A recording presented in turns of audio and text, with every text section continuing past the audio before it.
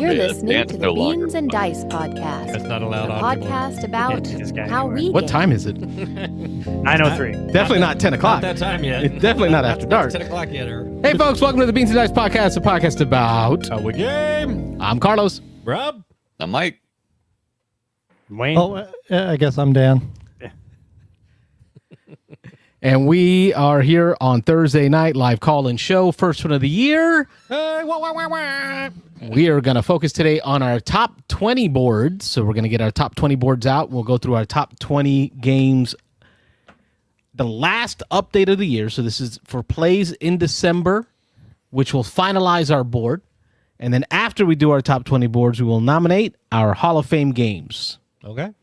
And then from there, we'll just that'll probably take the majority of the show. Probably so. That's Mix in a I can't pepper in math out how many lists. That's 100 games. Pepper and a phone We're gonna call talk or about? two. Yeah, that should get us there. And then we'll open up phone lines and talk through them.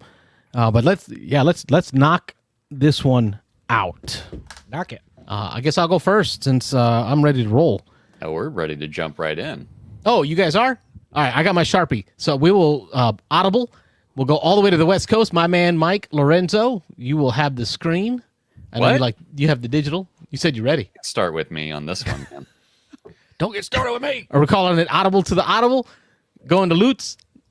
My man Wayne? Sure. How Now we do we're ours. Audible switch to it the to audible to Rob. the audible. Let's go. Off the Rob. cuff. Off the cuff. Yeah, let's just throw it around. Yeah. Yeah, I guess. Hold on. I can present at least. I still have that ability. All right, so we're starting out with our games played in December, right? Is that what you said? Recap in December? No. We are doing our top 20 board, Okay. which updates from December's plays. Okay. Updates. So we're just talking about games that we're adding to our board that we played in December. This is some compelling. Yeah, I don't. Yeah. I'm not Lord following. Jesus. It's amazing. We're stuff. doing our top 20 board. Which is what we do every month. Yes. That same thing we do every month. Okay. It's This the is last the one. last one It's of the the last year. one. Right. It's 2024. So so the plan was we were going to get into review all of our top 20 on our board at the end, right? Yes. We're We're going to go down all our 20, talk about you're, each game. You're doing your Deep top dive. 20, Deep dives. 20 to 1. I don't know about deep dive. How about like 5 minutes worth? Okay. Well, I thought we said last time that we were doing deep dive. Yeah. Whatever you want to, it's your list. Okay. We're doing this whole show on top 20. All right. So- okay. It's amazing. All of us get 5 minutes. Rob gets an hour and a half. I can do whatever. I just last time we did it. I'm- we no, said we're taking- gonna- this we're show going was through gonna our be list. A deep dive on each of the games on our This top 20 is list. we're going through our top Deep 20. dive on each game. It'll be going into tomorrow. The show will be going into tomorrow. So 5 minutes each. Got it. Okay. 5 minutes per game. No, 5 minutes each total. Wayne. Wait, it's just a spreadsheet. Yeah. Yeah. So I keep track of my games, man. So Yeah. Oh, wait till you see mine, Dan. If you Yeah, haven't it's seen all mine, fancy. then, Yeah. you're Anyway. in for a treat. Wait till you hear me make mine up. Yeah, exactly. All right, so let's see. Oh, my number 20 is Gizmos. I guess I wasn't quite ready to share, so it's not like good screen. There we go. Let's do it bigger. Oh, I saw them all. Yeah, Spoilers. Spoilers. Anyway, it hasn't really changed because I didn't play any really games in December worth going on to my list. So Gizmo is my number 20. Solid sort of engine building game. Kind of, Is it better than Res Arcana, like Carlos said? it's different, right? Is It's- Res I would think it's Arcana different. above it? That was a very political dodge of the I question. don't remember if Res Arcana is above it. We'll find out. Carry on. Find out. Yeah, we'll carry on. I actually don't remember, to be honest with you, because I haven't looked at this list in December. So, because I didn't play any games worthwhile in December. Yeah, so Gizmo's engine building game. I like the simplicity of it. It's something that I think you can teach to intro gamers, but there's enough kind of complexity there to make it fun for the more serious gamer. My number 19 is Maracaibo. I really like this game. It would be higher on my list had I got to play it again physically, but I've been mostly playing this on BGA.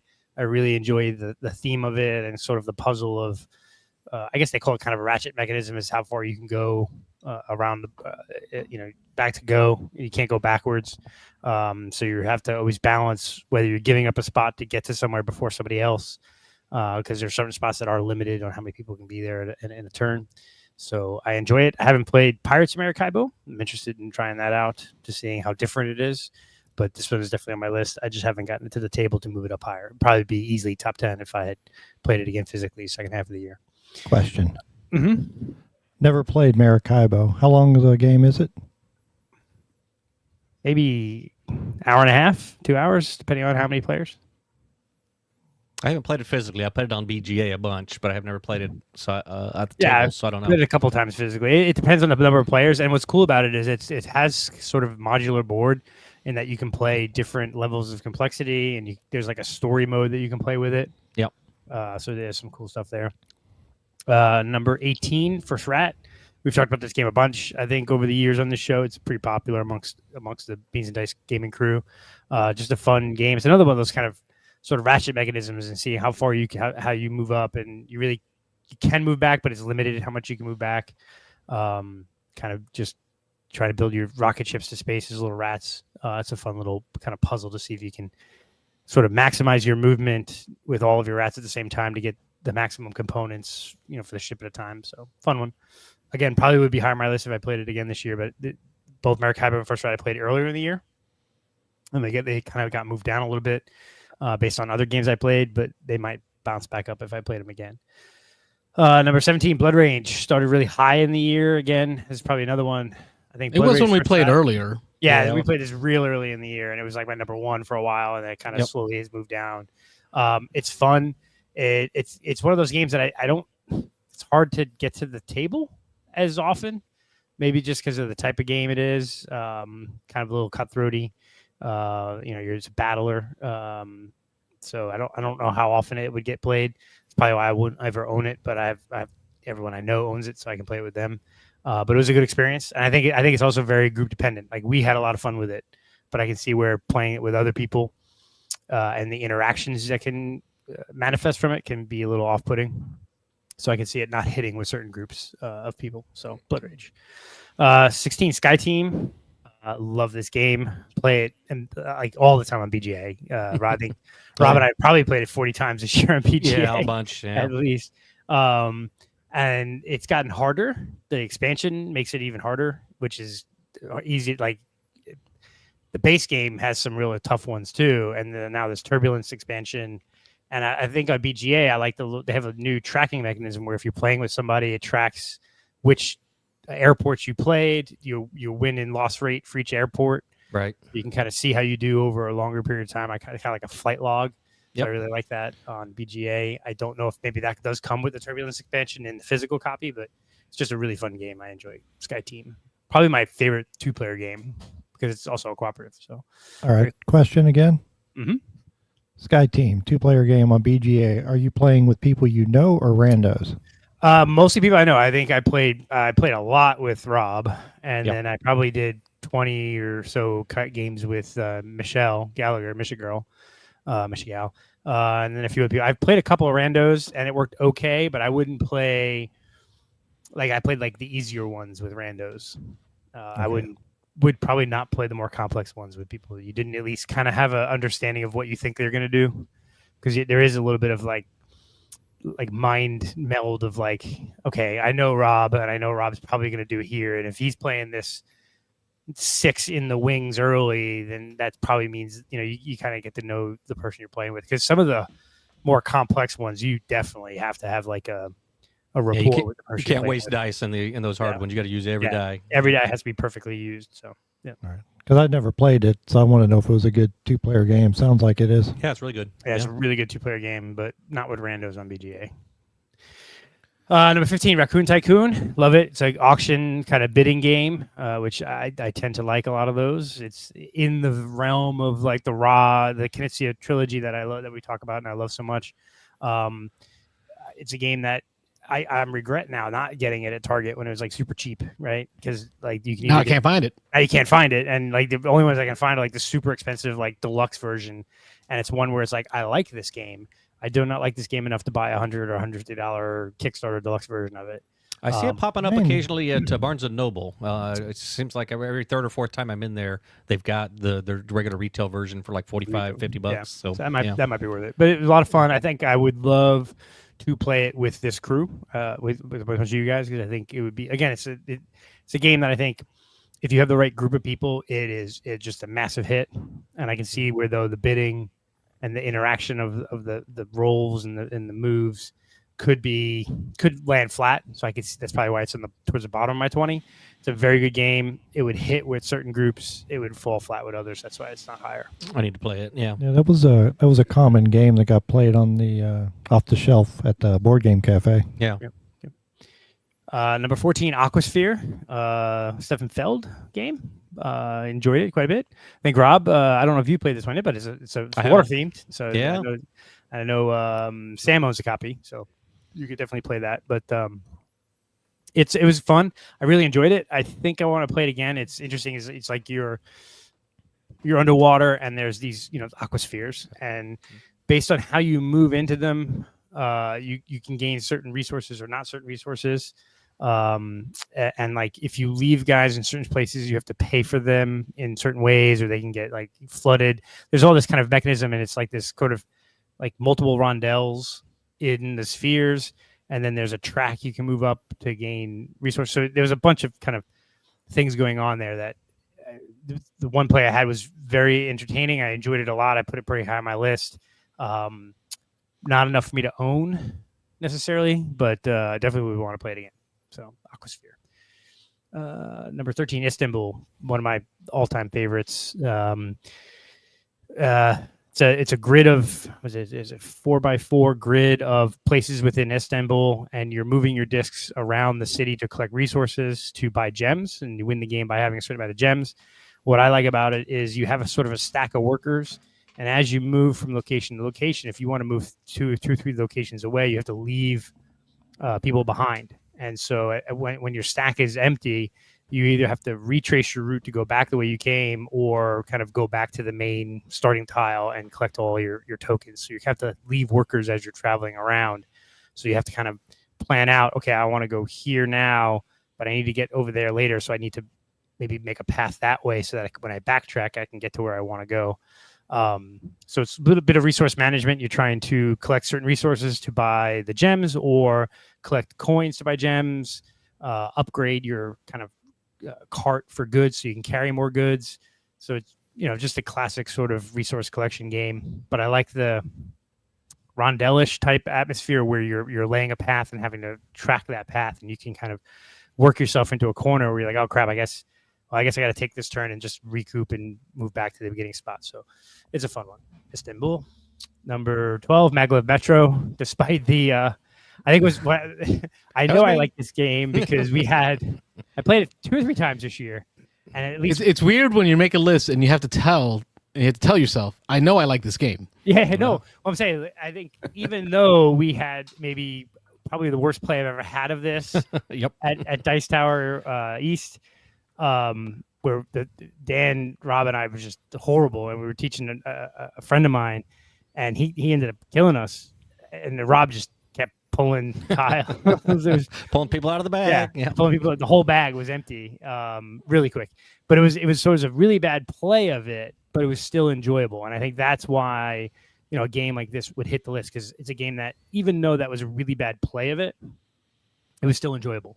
Right. So I think that's a sign of a really good game is you can play it and it's a bad game, but you still walk away going, okay, that was still fun, And so Maglev Metro, you're building sort of maglev tracks through a city to collect robots and bring them to certain places to fill up your board, which score victory points based upon, the color combinations. So fun game. I own the base game. I know, Dan, you own the other maps. I would like to maybe at some point this year try some of those other maps if you're at a game day, so in the future. For sure. Number 11, Pokemon Splendor.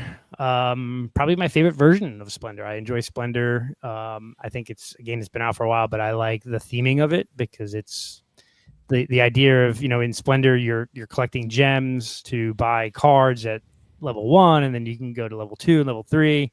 I like in the Pokemon Splendor, though, there's multiple ways. You can buy the more expensive ones with Pokeballs or gems, but you can also evolve your characters from level 1 to level 2, level 3. So it really works in that theme in the Pokemon world of the evolutions of Pokemon. So I enjoyed that one so much that I imported a copy of it from Korea. So enjoy that version. Number 10, Pan Am, one of my... Whoop, whoop. Yep. Excuse me. So Pan Am is you're basically building airline routes in the 50s, 60s, 70s, 80s, kind of like through the 30, 40 years of Pan Am's existence. And the whole goal is you're the small fly-by-night airline, and you're trying to build yourself big enough that where Pan Am buys you out. And you do that by getting points. The bigger the route, the faster Pan Am buys you out, usually, and then you score victory points for it. But I just enjoy this game. It's a classic example of a game that came out a few years ago, and it was a Target exclusive game at first, and it was cheap. It was like $25, $30. There's no way this game would be $25, $30 today. I don't even know if it's still really in print. Probably, but I haven't seen it necessarily around. But it's super fun game. I think it was sort of, I think this and Raccoon Tycoon are good examples of games that were sold in Target that are way more than your typical game that you would think sold in Target. So, and it was a kind of very, very pleasant surprise, I think, for a lot of people how good this game was. So Pan Am, my number 10. My number 9, let's go to Japan. Love this game. Part of it is I went to Japan last year for a couple of weeks, so it kind of really hit home. I now own a copy, got it for Christmas, so I'm enjoying that. And I like the idea of this game is you're building your entire trip first, so you're kind of like planning your trip. And you're going, okay, on this day, we're going to go here, and we're going to go to this anime museum in Tokyo, and then we're going to go to the, Tokyo Dome, and then we're going to go to Shibuya Station. And then we're going to take the maglev train, the maglev to, Osaka, and we're going to go here. And so you build out your 7 days, you kind of pre-plan your whole vacation. And if something doesn't work out, you can always just go for a walk and kind of find out what's going on. But at the end of the game is when you actually kind of go through the 7 days to see how your experience ended up. So I kind of like that. I think this game is popular enough where I think my guess, kind of New Year prediction, and probably in the next year, you're going to see, let's go to Germany. Let's go to something like that. You're going to see some spin-offs from this because it's a popular enough game, and the theme kind of, you can just take it and transplant it to another country, maybe change some things around. But they should do a Florida version of that. Let's go to Florida. Yeah. There's plenty of stuff to put on there. Wild stuff, crazy stuff. Yeah. My number 8, Creature Comforts. I really like. This is another company. I forget. Was it the Underdog Games does all the trekking games. I'm a big fan of them. KTB. And these are the kids' table board games. This is one of theirs, and I own probably 6 or 7, not 6, 5 or 6 of the kids' table board games. They're all complex enough to entertain me and keep my heavy gamer mind going, but my kid and wife easily pick it up and play it. We just actually played Creature Comforts last weekend, so it's the first game I played in January. It'll probably be on my list again. My kid won, so it's I thought I played pretty well, had like 70 or 80 points, and he was like, "Oh, I got 83." Like, "Oh, you won, great."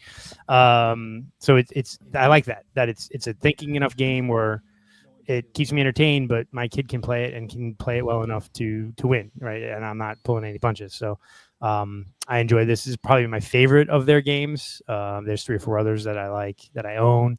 I got to give that one another try. Yep, it's fun. I enjoy it. The only game I think I played of theirs that I didn't like was there's one with plants. I forget the name of it, and it wasn't very good. But all the rest of them are really pretty good. So my number 7, Quacks of Quedlinburg, standard bag building, push your luck game. What's not to say? I think most gamers know this game real well. You're a witch or a magician. You're making a potion, and the more things you pull from your bag to add to your potion, the further you go. The more you score, the more things you can buy to put in your potion. It's just how much you want to push your luck on it. It's a fun game. It's another one that I can play with my family. The base game, and then maybe work on some of the expansion stuff. So, Quacks of Quedlinburg, my number 7. Before you move on, can you please capitalize the proper letters on that, because that is really bothering me. Throwing you off. Sure, Dan, just for you. Got to fix it. Quacks of Quedlinburg. It shows we're paying attention. Oh, yeah. There you go. Yeah. There you go. All right, Thank my you, number sir. 6. Yeah, no problem. I would have done that. Number 6 is Lords of Waterdeep. This is the first Euro kind of worker placement game I think a lot of people played. It's a classic. It's always going to be in my top games. One, for the theme. I love D&D and Waterdeep and Forgotten Realms. So the cards, to me, as I'm reading them, I know a lot of the modules and the books where those characters or missions kind of came from. So it holds up today. I think it plays just as good today as it did 10 years ago. It's a solid Euro type game with theme that I think people can get into. So always have a good time with Lords of Waterdeep. Number 5, Mansions of Madness. My go-to cooperative game that I play with my wife. Love the app-driven, love the story, love the narrative, the sort of various missions that you can play. You can play, short one that's an hour and a half. You can play long ones that are 3-4 hours long. There's a lot of complexity there. And there is some variance. You can play the same mission a couple different times. If you check and uncheck different expansions, it will change some of the tiles here and there. So there is some expansions to it. It's a little bit of a shame that there's not any more coming out. I would think it would be pretty easy. There's still a lot of stuff there. Yeah, there's like 20 to 25 missions that you can do. How many do you have left to play? We've probably played 15 of them or so. So we probably have. There's the DLC ones you have to pay to download. We haven't done those yet because I haven't paid for them, but I will eventually. Yeah, it is a shame that there's not more content coming out for this, but maybe there'll be another edition sometime soon or something else. But it's also kind of surprising. I mean, it's Fantasy Flight Games, right? Yeah, they usually milk And that cow. they usually just run stuff into the ground with expansions. Well, and even like we've bought a couple. I think there's 4 or 5 DLCs, and I think we bought 2 or 3 of them. You don't even have to come up with any more physical products. Just develop more stories. More stories using the existing tiles, and you could come out. I think that whole Star Wars thing put them, put the energy and focus of FFG on just Star Wars, like getting that title out, that LCG. Yeah, probably. My number 4, Village. This is Marcus and Inca Brandt's one of their first games. I think a Kenner Spiel des Jahres winner.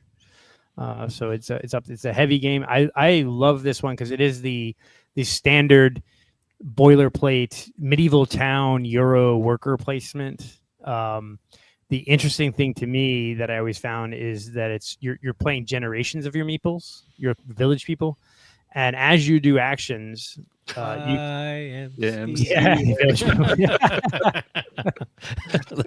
said it. I all did. picked up on it at the same time. You did. Yeah, I know. One brain in that room is better. Pretty much. Less than that, not even one. But no, the mechanism I love about this is you can either, if I want to train someone to make carts, a Cartwright, you can either spend resources to buy the cart, or you can put one of your meeples there and expend time on your family board to train that person. And now that person's trained to make carts, they can make you carts every turn, but every time it costs more time. And at some point, once your time crosses over midnight, one of your meeples in the oldest generation dies. And so as meeples age or die off, you can place them in the annals of the village. And that's kind of how you score victory points, is like, where did that person die? Did they die as a tradesman, or did they die in the bar and go to like the plotter's grave and not score those points? So it's kind of laying out where you want them to go and how long you want them to. Are they in government, or are they in the church? And how they leave to go get a pack of cigarettes, but never come back. Right? Exactly. Yeah. Dad, was reliving his childhood there. Yep. But no, I know Rob played this with me earlier this year, and it's a good solid Euro game with a cool mechanism of how you kill your meeples. It's on my list. Yep. So Village. Spoiler. Yep. Number 3, Lost Ruins of Arnak. What's not to say? I mean, this game is probably one of the more popular games in the industry, or well-known games. It's Indiana Jones' board game. The more I play it, the more I enjoy it. Lost Ruins of Arnak. I definitely want to get the campaign expansion this year and play through that. So that's definitely on the list of things to do this year. My number 2 is Manhattan Project Energy Empire. This has been a hit with our group since we've started playing it. I went out and bought a copy. Rob has a copy. A few other people have bought copies, so it's been a hit with our group. Yep. Nice. It's just coast to coast. Manhattan Energy Project. I don't have a copy. The balancing of your energy versus your pollution, resource management, and dice. The dice, the worker placement's cool. Where you go to a spot, and if someone wants to go there, they can go there too. They just got to spend a little energy and their guy, or a little, the stacks grow. Just enough player interaction to kind of screw with your neighbor. And the pollution aspect of it, the dirtier energy you use, the more pollution you put out there, the more you have to clean that up and deal with it. Right. Yep. And sort of each country having kind of an async power makes some sense. So this is a big hit. It's up there on my list. And then my number 1, Dune Imperium. Yes. Just Dune Imperium, not colons, backslash, no, ampersand. I agree. No, I don't have the newest. I don't have the new one. I have all the expansions for Dune, but I do not have the newest one. And now they have another new one, right? Like there's a third one now, right? Or something. Bloodlines. Bloodlines, yeah. So no, it's enough. I have Dune with Ix and the other expansion, and that's enough for me. I don't really need the other. The other expansion. Nobody knows what that other one is. Ix is the one, but yeah. Ix is one. Yeah, but no, Dune's good. We played the other one once, right? The Dune Imperium. What is it called now? I played with Jim. The correct one. Threw it all in there. Uprising. Uprising. Dune Imperium Uprising. It was okay. Yeah, but it added a little bit. It's like a little twist. It could easily be an expansion kind of thing to Dune, but it's a different map. It's a little different. Not that much. It's different, but it's not that. There's a wall. There's a wall. Nice. Anyway, in a Dune Imperium. I like them all. I I own Dune Imperium, so that's why Dune Imperium is on my list. But if I own Uprising, it would be there too. I think either one would be my number 1 game because I enjoy playing this much. So there you go. There's my top 20. All right. You're slightly over your 5 minutes, there but for you a were second good. because you said you had all the expansions for Dune Imperium. Yeah. When he said that, for some reason I thought I'd see James Odak like bust through the wall like the Kool-Aid man behind him, but it didn't happen. So he is in the chat. Oh, is he in there? Yeah, he busted through the chat. All right. All right. I'll go next. Okay. Robert, I'll go next, and this will set kind of a cadence, hopefully comfort you into.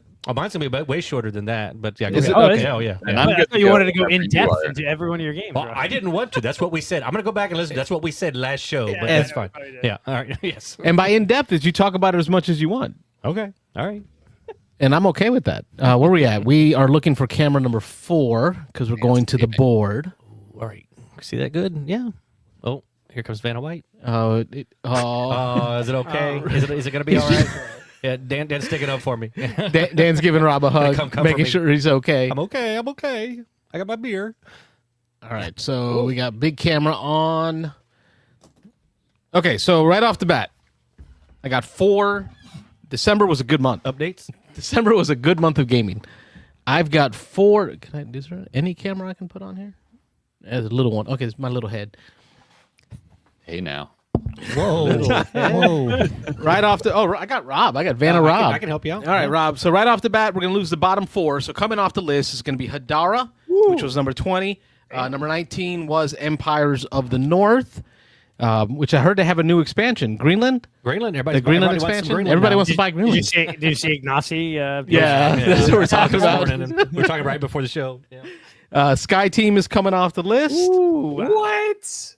And then we'll set aside Heat Pedal to the Metal. Yeah, I didn't think that one was coming off. And then Furnace is coming off the list. Furnace is going away. All right. So going to my number 20 is Rallyman GT. You love yourself some Furnace. I do, especially with the new expansion.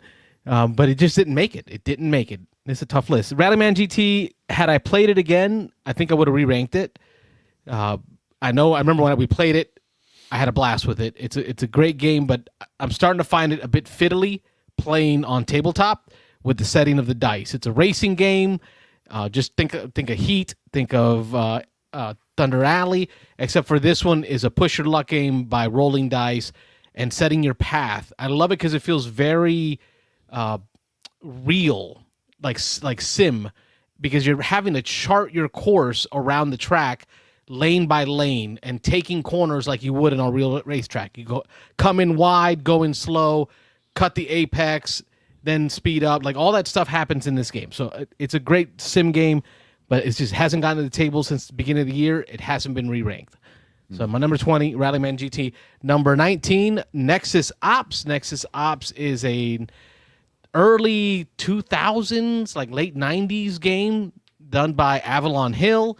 I've got all 3 versions, and they're all on that shelf, and they're all exactly the same. They just redid different publishers. I got the Avalon Hill version, the FFG version, and then now the Restoration Games version. And yet you feel the need to keep them all. So what do you think about that, Dan? 3 copies of the same game, I'm about to lose my damn Well, mind. well, I mean, we had men's group a couple of months ago, Uh-oh. and I brought out. I had 2 copies at the time because the new one hadn't come out yet, and I set up 2 games at the same time. So usually, this is the kind of game I like to set up multiples on multiple tables and get a bunch of people playing. So it's a great game. I'm just hearing excuses. By the way, what's men's group on your list? So We'll talk, my brother. I got you. all right. Number 18, Blood Rage.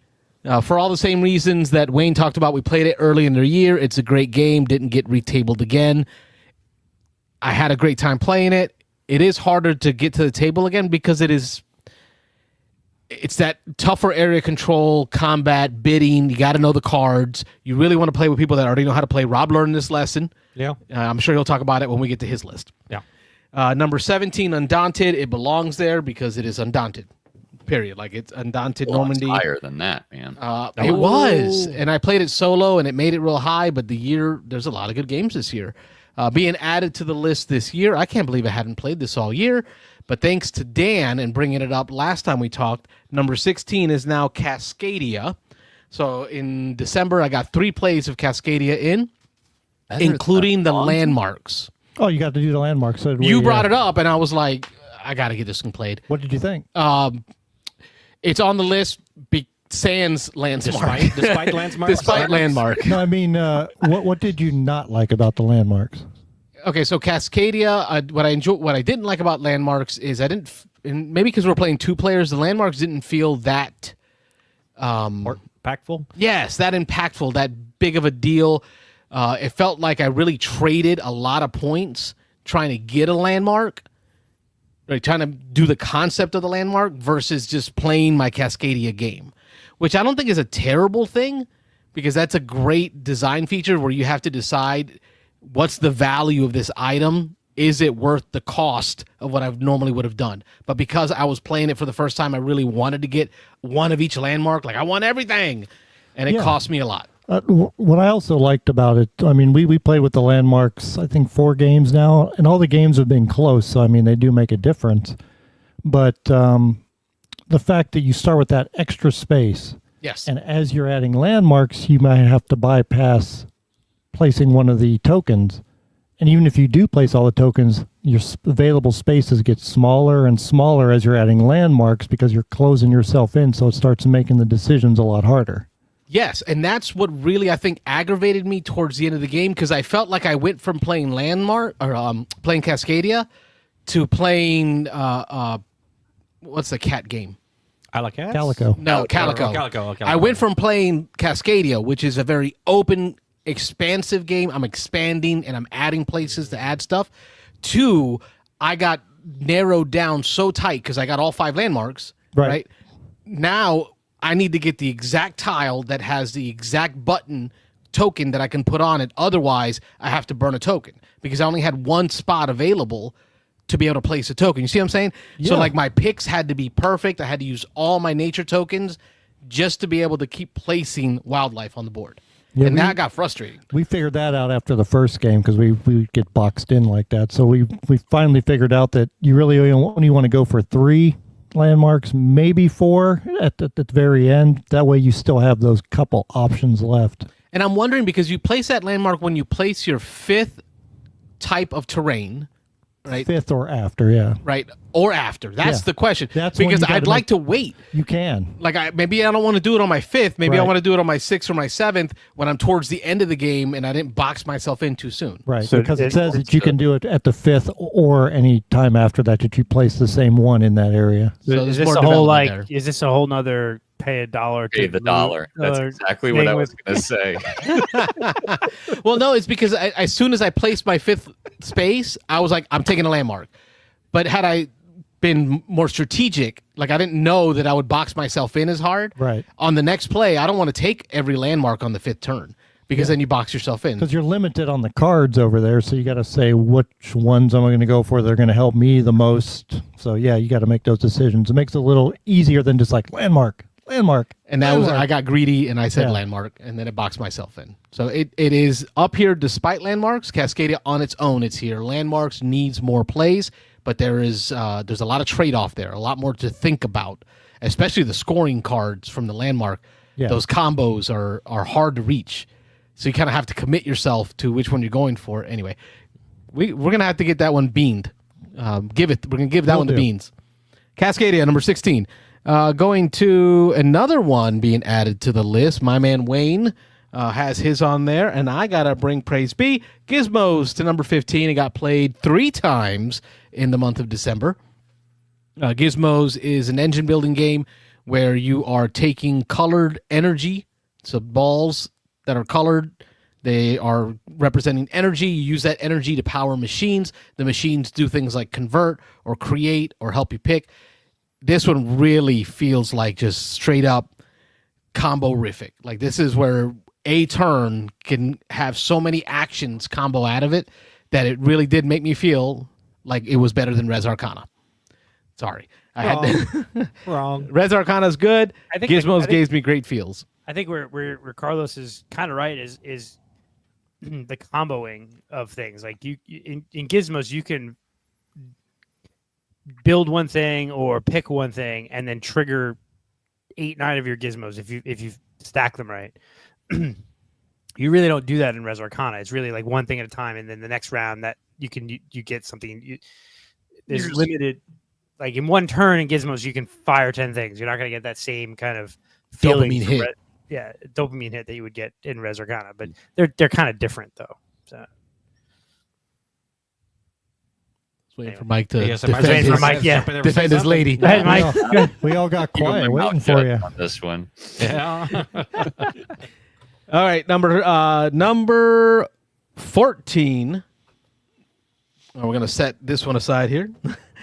Number 14 is going to be Flip 7. I did get to play it again in the month of December, but I did not choose to move it up or down. I think it's kind of right where I want it to be. It's smack in the middle of a bunch of other games. It belongs on this board. No matter where it ended up, I think Flip 7 belongs in my top 20 for the year. It just has shown up so well. Push your luck. Feels like blackjack. Flip 7. Number 13 is going to be Thunder Road Vendetta. And that was, for me, specifically with the Carnival of Chaos expansion, that really puts it on my top 20 list. Thunder Road Vendetta would maybe make my top 20 right on here. But with Chaos, Carnival of Chaos, it is definitely on the top 20. Almost the top 10. Give this game another try because of that expansion. I was ready to write it off. It's just not a game for me. But I think that Carnival of Chaos expansion will probably breathe a little more life into it for me. It feels more like a minis, like a arena battler. Like it's just yes. Yeah, I agree. And there's more decision space, I think, instead of just going from left to right. Right, you're just driving across the board. Now I'm driving around trying to hit waypoints. There's places that we're fighting over because we want to be on that spot at the end of the round. Mm-hmm. You're trying to beat the other player to the goodies and get the big guns. And if you don't have the maximum chrome, this does give you special weapons. That's awesome. For those of us retail buyers that didn't go maximum chrome, this expansion gives you special weapons that you can use. Cool. Number 12, coming back, Heat, Pedal to the Metal. I struggled with this decision here a little bit. Heat and Thunder Road Vendetta, they're both like racing car games. Which order do I put them in? All I know is they both belong under Thunder Alley. That's correct. That is correct. Great.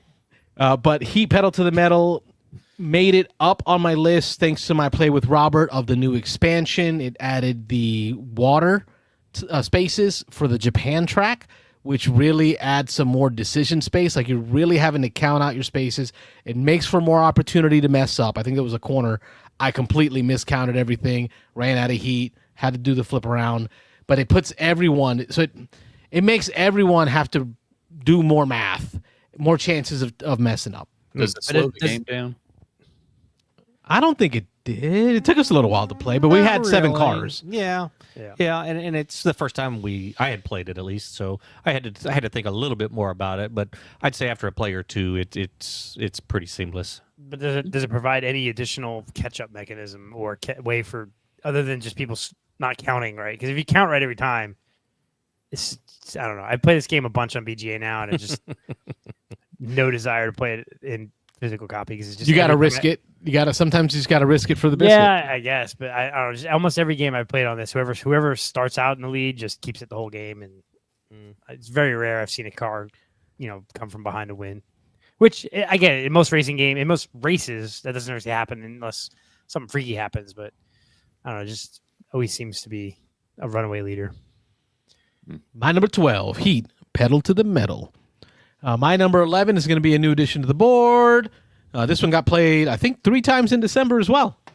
Quacks of Quedlinburg. I didn't realize I hadn't played it all year. Like, there were so many games. I got to the month of December, and I'm like, man, there's so many games I love that we just didn't get played. So that was our month to really get games in.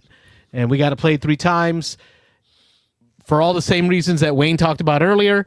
It is bag building. It is push your luck. It is simple. And then there's so many varieties of uses for the ingredients. So many ways that they work with each other and against each other. I got to combo some stuff up this time that I've never done before with mushrooms. It just felt great. Quacks of Quedlinburg, number 11. All right, number 10, moving up on the list, got played in December again, Lord of the Rings Duel for Middle-earth. That's the new version of Duel, Seven Wonders Duel with the Lord of the Rings edition. I'm definitely going to have to do a give it the beans on this one. It is better than Seven Wonders Duel, I think. The artwork's gorgeous. The components are great. Seven Wonders is good. Lord of the Rings Duel for Middle-earth is better. It's a 2-player only game. It's on this list. My number 9 is going to be Dune Imperium Uprising, the right one.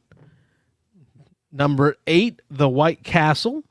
The White Castle is a great, fast Euro game in less than an hour. I think it's awesome. I want to try that kombucha expansion. Kombucha? Whatever it is. Yep, the new one.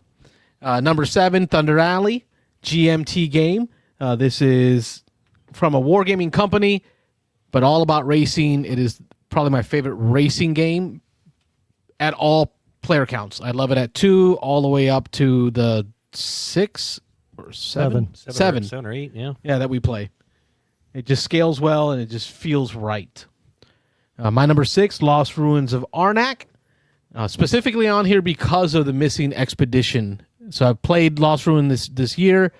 This time playing it with the missing expeditions really, really puts it on the board. That was a lot of fun. It was a very difficult, very tight play.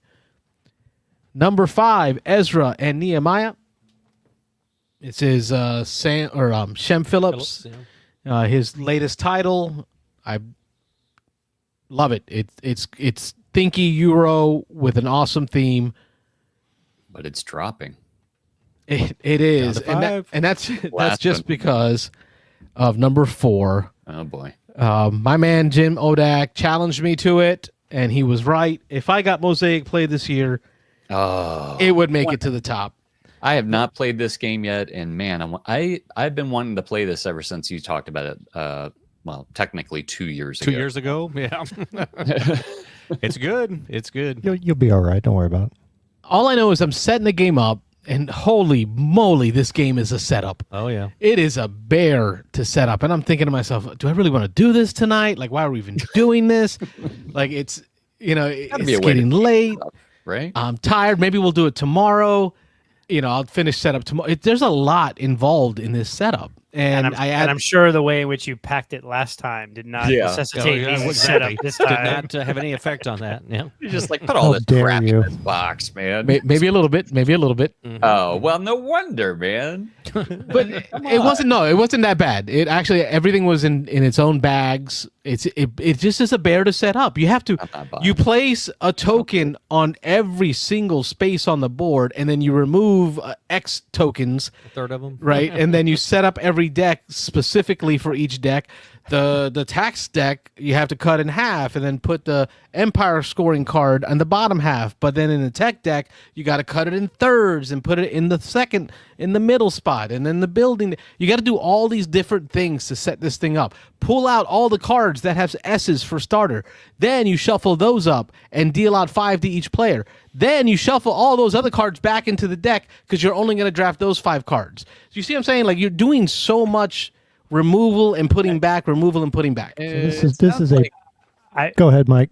I was going to say, it sounds like maybe there's just a little bit of putting away properly to speed up the setup process. Yeah.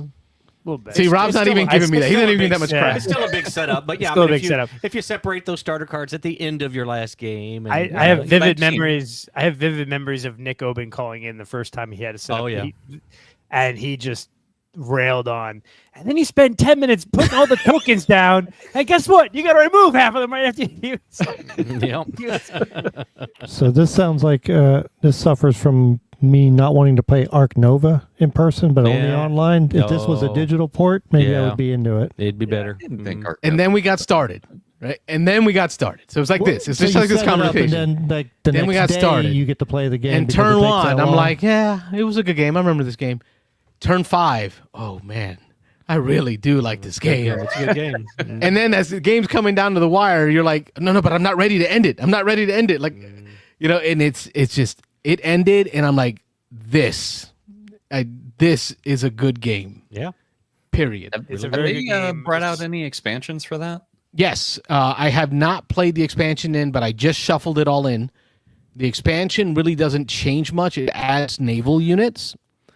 And it doesn't add a lot more to the setup, at the way least. you said you shuffled it in, but you haven't played it. The setup is so long. He's already pre-shuffling the cards. Preparing Okay. for next time. Right. I bet you there's a 3D printed insert that makes setup easier. There's got to And then I also spent all of New Year's morning, because the kids were sleeping in, wifey was sleeping in, so I had gotten up and I couldn't go back to sleep. So I just went up and I started setting all the baggies. I did the whole dice tire treatment, pulled out the Dynamo labeler maker. Everything's got its own baggie, its own label. Like, it is set. Like, we are ready to go. It is ready to go. Mosaic, Story of Civilization, my number 4. All right, my number 3 is Concordia. This is the trading in the Mediterranean game. Running around just trading goods, collecting money, dropping off, getting goods for different towns so you can build different spots, trying to take area control and trade goods and buy. Economic, love it. Number 2, Castles of Burgundy. Not going to say too much. Everyone here, even anyone who's not on the show, Castles of Burgundy, Stefan Feld. It's great. Classic. It is. And then my number 1, I don't know. There's a thing here between Mosaic and Terraforming Mars. Chasing those tags, man. Chasing those tags. Feels good. I feel like a drug addict, like chasing the next hit. Like, I need this next tag. It's Terraforming Mars, my number 1, probably number 1 ever. This was the year that I introduced wifey to it, and we played till about, from dinner till like 11. And then she looks at me, and I said, I was really worried. Like, there's many games I've introduced wifey to where it's like, never want to see that game again. And I was like praying, like, I hope she at least doesn't hate it. 11 o'clock comes around and she's all like, all right, let's do it again. No, but you don't understand. Like, that was like 3 hours. Like, no, it's 11 o'clock. Do it again. I'm like, it's good. Oh, okay. So we were up to like 2 a.m. playing Terraforming Mars twice in one day for a reason, because it is a solid game. In my Hall of Fame. It will be. Well, spoiler. We'll do that at the end. Hey, don't say that. All right, Rob. So that gives you an example of running through my full top 20, talking about all the ones I really wanted to talk Want about. to see a run through? No changes. Top 20. Read them, Dan. That's it. I'm done. I'm out. Ethnos, Barcelona, Village, Comic Hunters, Raw, Maglev, Metro, Manhattan Project, EE, Darwin's Journey, Res Arcana, Underwater Cities, Imperial Settlers, Undaunted, Concordia, Aquatica, Castles of Burgundy, Destinies, Tyrants of the Underdark, Blood Rage, Endeavor, Age of Cell, Dune, Uprising. Wow. Rob, though, if there's a game on there that hasn't been talked about, you should at least give a little, like... All right, yeah, I was trying to be a little funny because I get all the crap about my long-winded discussions. It was good. But anyway, yeah, no changes. December. Really? December was I played 5 or 6 games in December. None of them are making the list. The only one I was kind of on the fence was Flamme Rouge, one of my favorite racing games. Definitely not a Thunder Alley. We talked about that. I agree. Thunder Alley, the best racing game out there. I don't think in this group there'd be a whole lot of dissent amongst that. Yeah, give it not a thumbs for up me. over there. Yeah, Thunder Alley is just a great racing game. We're about to start up that online league again. Do another little online thing. Yeah. Dan and I were talking about that on the way over tonight, so we're going to get another online play of that. But I'll just quickly go through Ethnos, a classic for me. I've talked about Ethnos a lot. They're getting ready to come out with a new, shinier version of Ethnos. So this, I'm not sure if I'm going to love it. I was going to say, do you like the look of it? I don't know. It's got bright colors. It's almost pastel-y. It's going to be a big change. So I don't know. I gotta see it in real life. I got to see it in person to see. I think I'm still going to like the classic. A lot of people gave the old classic crap about the look. But the thing is they gave the classic crap, but then they gave us 2 games where I'm like, I don't want that any more than I want the original. Like, no. I just wanted you to clean up the board and make the pieces better. Yeah, that's all I wanted. Like the card art was fine, but the board and the chips were ugly. They messed with it with that Indiana Jones version that they did, and nobody liked it. And Archaeo Society. Archaeo Society. There you go. Well, I can't say nobody liked it. There were people definitely who liked it. But I've heard a lot of good things about it, but it's like if you played Ethnos, you probably didn't like Archaeo Society. Sure. But if you came to it just as its own game, it's a good game. Yeah, but Ethnos is better. Yeah. Anyway. That was number 20. That's number 20. So Barcelona, I'll just touch on just because it's not nobody else's list. Barcelona, a great Euro game. It's basically just the real way too high overview of it. But you got a big board that you're, I guess, you're rebuilding Barcelona after, what was it, a fire or something? Oh, look at me. I ain't Spanish. I'm Puerto Rican. Whoever, you see no, I'm not going to go there. But anyway, you're basically on a big grid. You're taking actions, and you get to do whatever's in the column and the row, and sometimes even on the diagonal if you're on certain parts of the board. And so you're picking a thing, you're getting, there we go, the up and down. Dan's mocking me over there, but you're getting this and that, and you're taking the spots and fighting for the spots, the good ones. This, whatever I'm doing with I don't know what to do with my hands. But anyway, Barcelona, great game. It's been talked about a lot. Village was on Wayne's list. It actually hasn't. No? In this group, not as much. I think really you. Not so much. Yeah, not at the table here. Sam, I know, has talked about it a lot in our chat and stuff. And so I know Jim likes Barcelona a lot. I think Dev88, Daryl, I think is a big fan of Barcelona. Yep. I think my issue is I've only played it once or twice, and I didn't. If I played it again or more, I would. It's the kind of game where the first time you play it, you don't really know what's going on. It's little. You have to get used to it, and because there's a combo thing, you have to kind of catch on to. Yeah. Once you do that, it becomes a better game. Disclaimer, Wayne asked in the private chat, are we open up phone lines? And I'm like, no. I think we're just doing lists at this point. So I just wanted to make sure. Don't worry, my time will be short. You can open the phone line. We'll have time at the end. Village, Wayne talked about. I agree. It's at 18 on my list, so it's a little lower than Wayne would like to see, but I need to play it again. I didn't catch on to this one as quick as some other people at the table did, so I need to play it again now that I have an ID, even though it's been a while. But yeah, it was a great game, great Euro, good older game. I liked it a lot. Comic Hunters, we've talked about a lot. Comic Hunters is a really great. It's not a how many games on this list, Rob, do you have where you're chasing tags? Like if we went top to bottom, like tags for Rob. So Comic Hunters, is a tag. Raw is kind of its set collection. You're not really tags, although I don't know. There's some. You could kind of call some of the monuments and things tags almost, but a little bit. So we're jumping ahead. Darwin's Journey, right? The species, those are tags, yeah, those right? are tags. Underwater Cities, absolutely. 3, we got 3 there. Imperial Settlers. No. Or maybe not. All right. Let's see. Not Concordia. Aquatica, not no really. Tags. No, I don't think there's tags on. So you've got I don't know where do we jump a little bit. Terraforming Mars on the Hall of Fame. Yeah, on the Hall of Fame. So 4. That's 4 out of 20. That's a lot. 21 with the Hall of Fame. Rob loves chasing tags. Yeah, I like tags too. I like my tags. Raw. Again, a great group game, party game. I like playing Raw at maximum count. I think is 5 for Raw. Great set collection, a cool mechanism where half the stuff you collect over the whole game and you don't score till the end. The other half of your board washes out, the Nile floods, and so you're just collecting them for one round, and then it floods, and you throw them all away, you score them, and then you're rebuilding again the next round. So really cool theme on that one. I like the way that one plays, and I like the cool new version with the big tiles in it and everything. Maglev Metro, we've talked about, great route building train game. See, y'all say that, but I really enjoy the pick up and deliver part of it. Like that's to me, the route building is secondary to the picking up and the delivering. Yeah, and everybody going in different directions because there's only a couple of stations that you can put out of each kind, and you can only pick up certain colors of passengers. And so, whoa! I thought we were past that.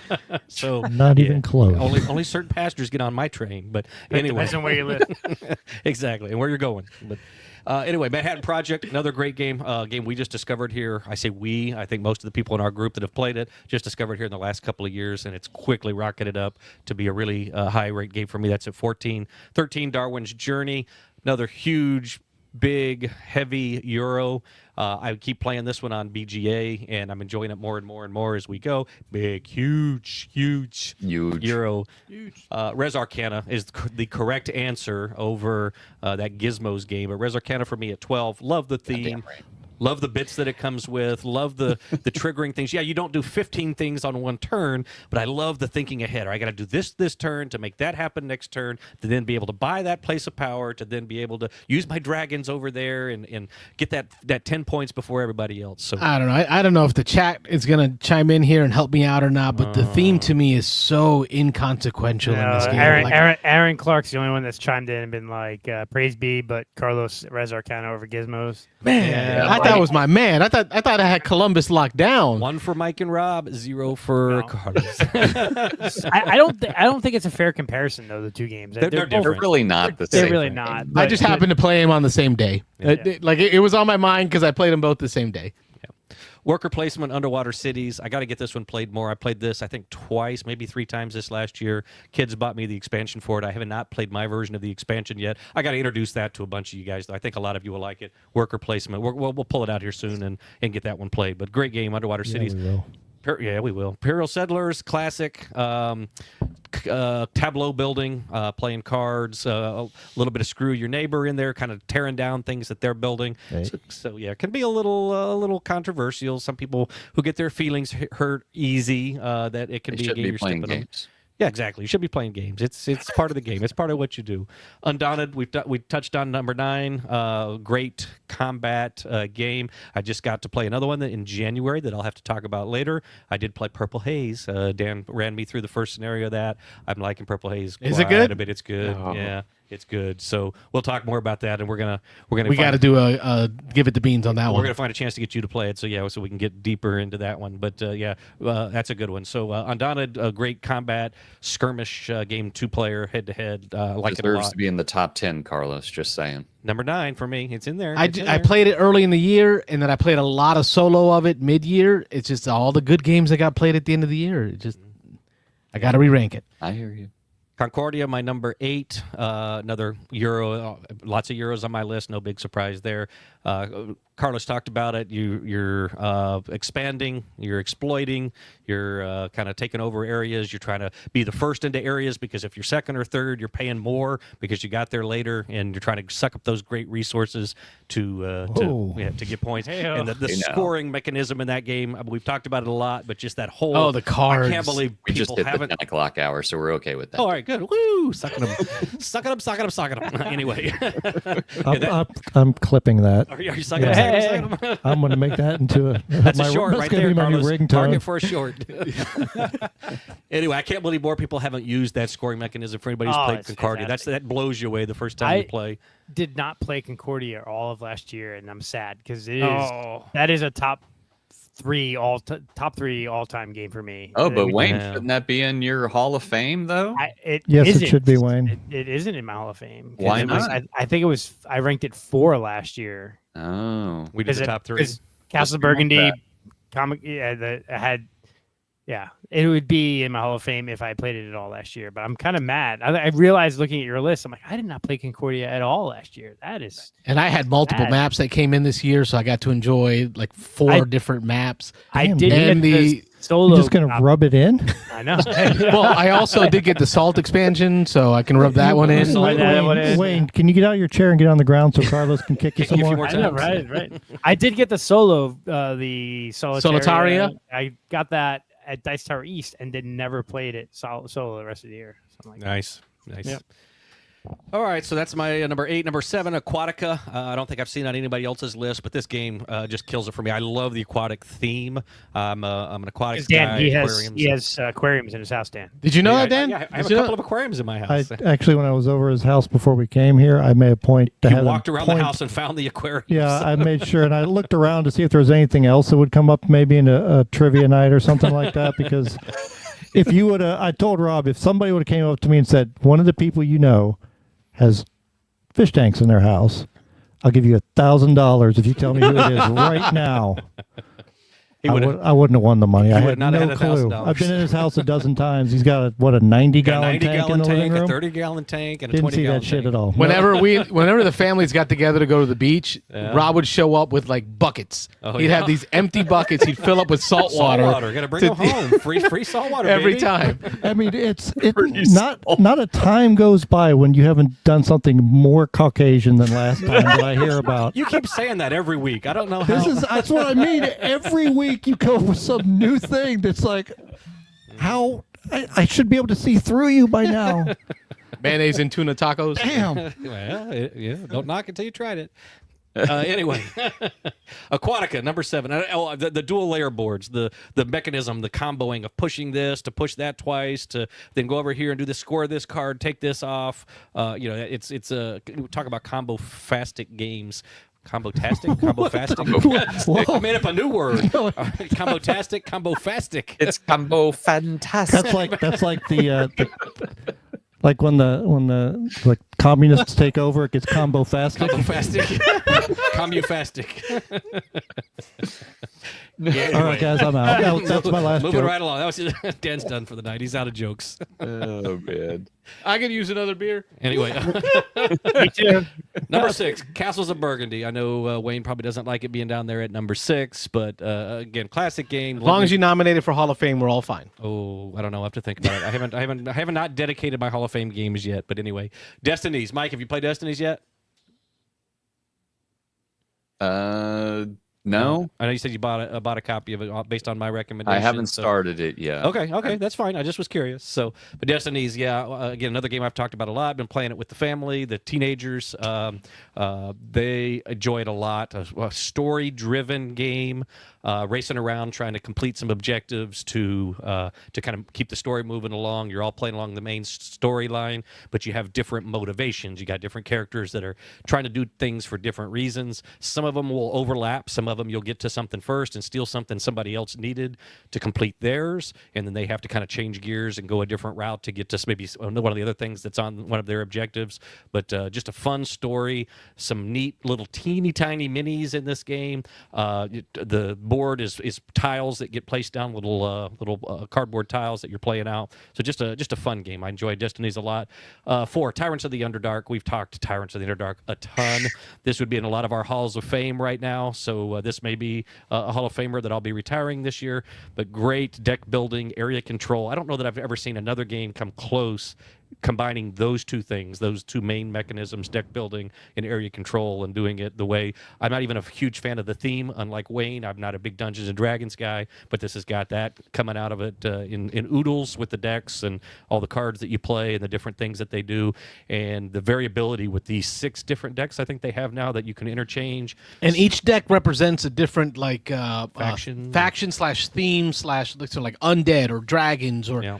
So you're getting all these different flavors of that D&D world. They play differently. I mean, and then they also combo differently. Yeah. Like you can really come up with some cool like undead dragons. Yeah, and some of them are very stabby, where if you want a more controversial or more confrontational is the word I was looking for game. Yeah, some have more fight power, like I attack you straight up. Some have more to do with moving assassins around, right? So subterfuge. Oh man, it's changes good. up the game. So it's really good. I can't believe I didn't get it played last year. Tyrant's my number 4. I played it at least 4 or 5 times, I think, last year. Quarter of what Dan played. Yeah, well, yeah. Dan did that more than that, just at Dice Tower. So yeah.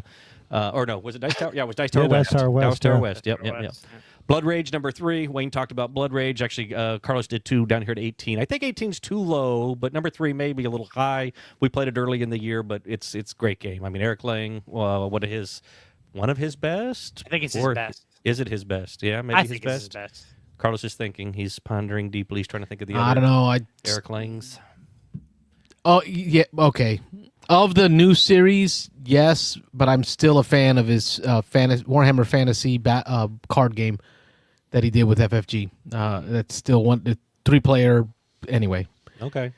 Up there. It's up there. Blood Rage is good. You gotta be looking for a controversy game, not a controversy, a contested game. area control. Area control. Yeah, you're going to be constantly pushing each other out.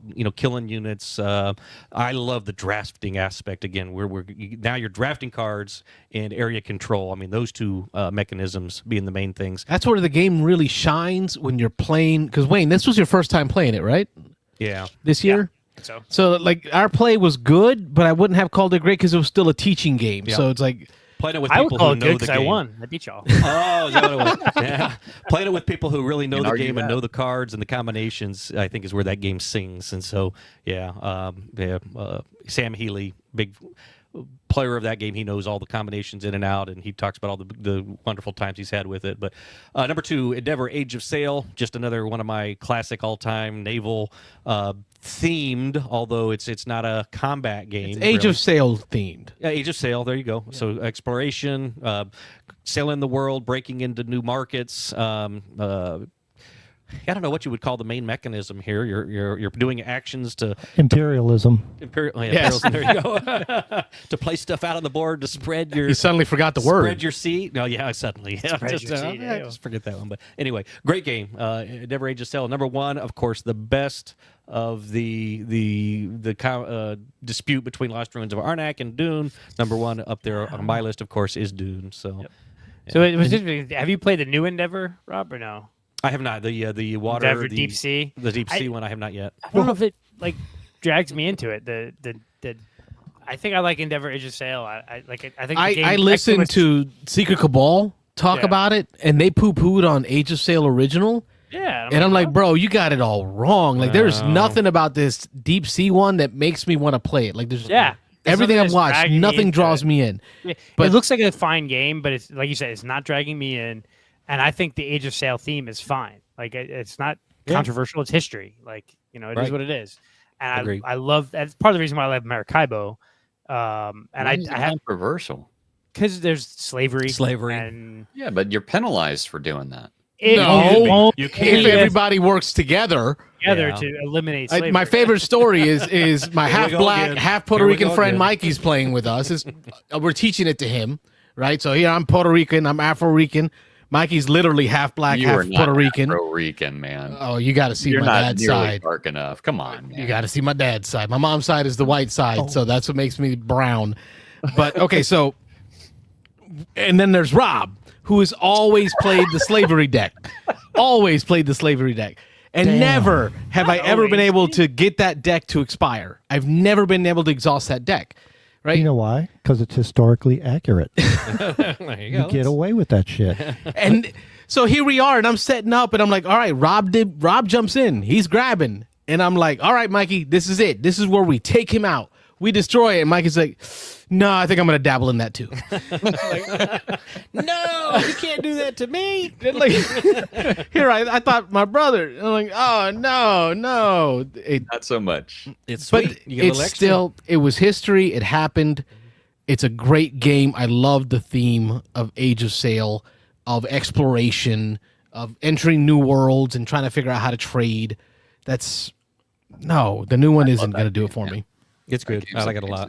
Yeah, I wish I could play it more, but that's why it's my number 2 this year. I own a fancy blinged out copy. I didn't get to play this year. So. For $40 that you got at the flea market. Yeah. I'm so jealous. Got bitter about that. Has every expansion. And then somebody else was selling one, and I thought, I'll grab one too. And I think I spent $30, and it was like first edition. Yeah, it was the old first edition. Little fold up. It doesn't even have a 2-player board. It only has 3 and more. I go to the Dice Tower flea market, and it's like the end of the flea market. And I'm walking through, and everything's heavily discounted. They're like trying to clear out games, and Endeavor Age of Sail's there. So I pick it up, and I go, I know Rob likes this game. I played it once, I think, at Dan's copy, and I'm like, I didn't even open it. I'm just like, how much is this? And like, it was like, whatever price. Now it's down to like $30 or $35. I'm like, I'll take it. And I unlock, and it's everything ever for the game. All the blinged out things, upgraded parts, all the mini expansions. Yep. It was clearly the Dice Tower's own copy because, like, the score pad, the most recent score pad, it's got Z Camilla. It's got like this. Boom. And Carlos is like, "Oh man, I want a copy of that." So he's walking around the flea market the next day, and he goes and grabs a copy, and it's like the crappiest.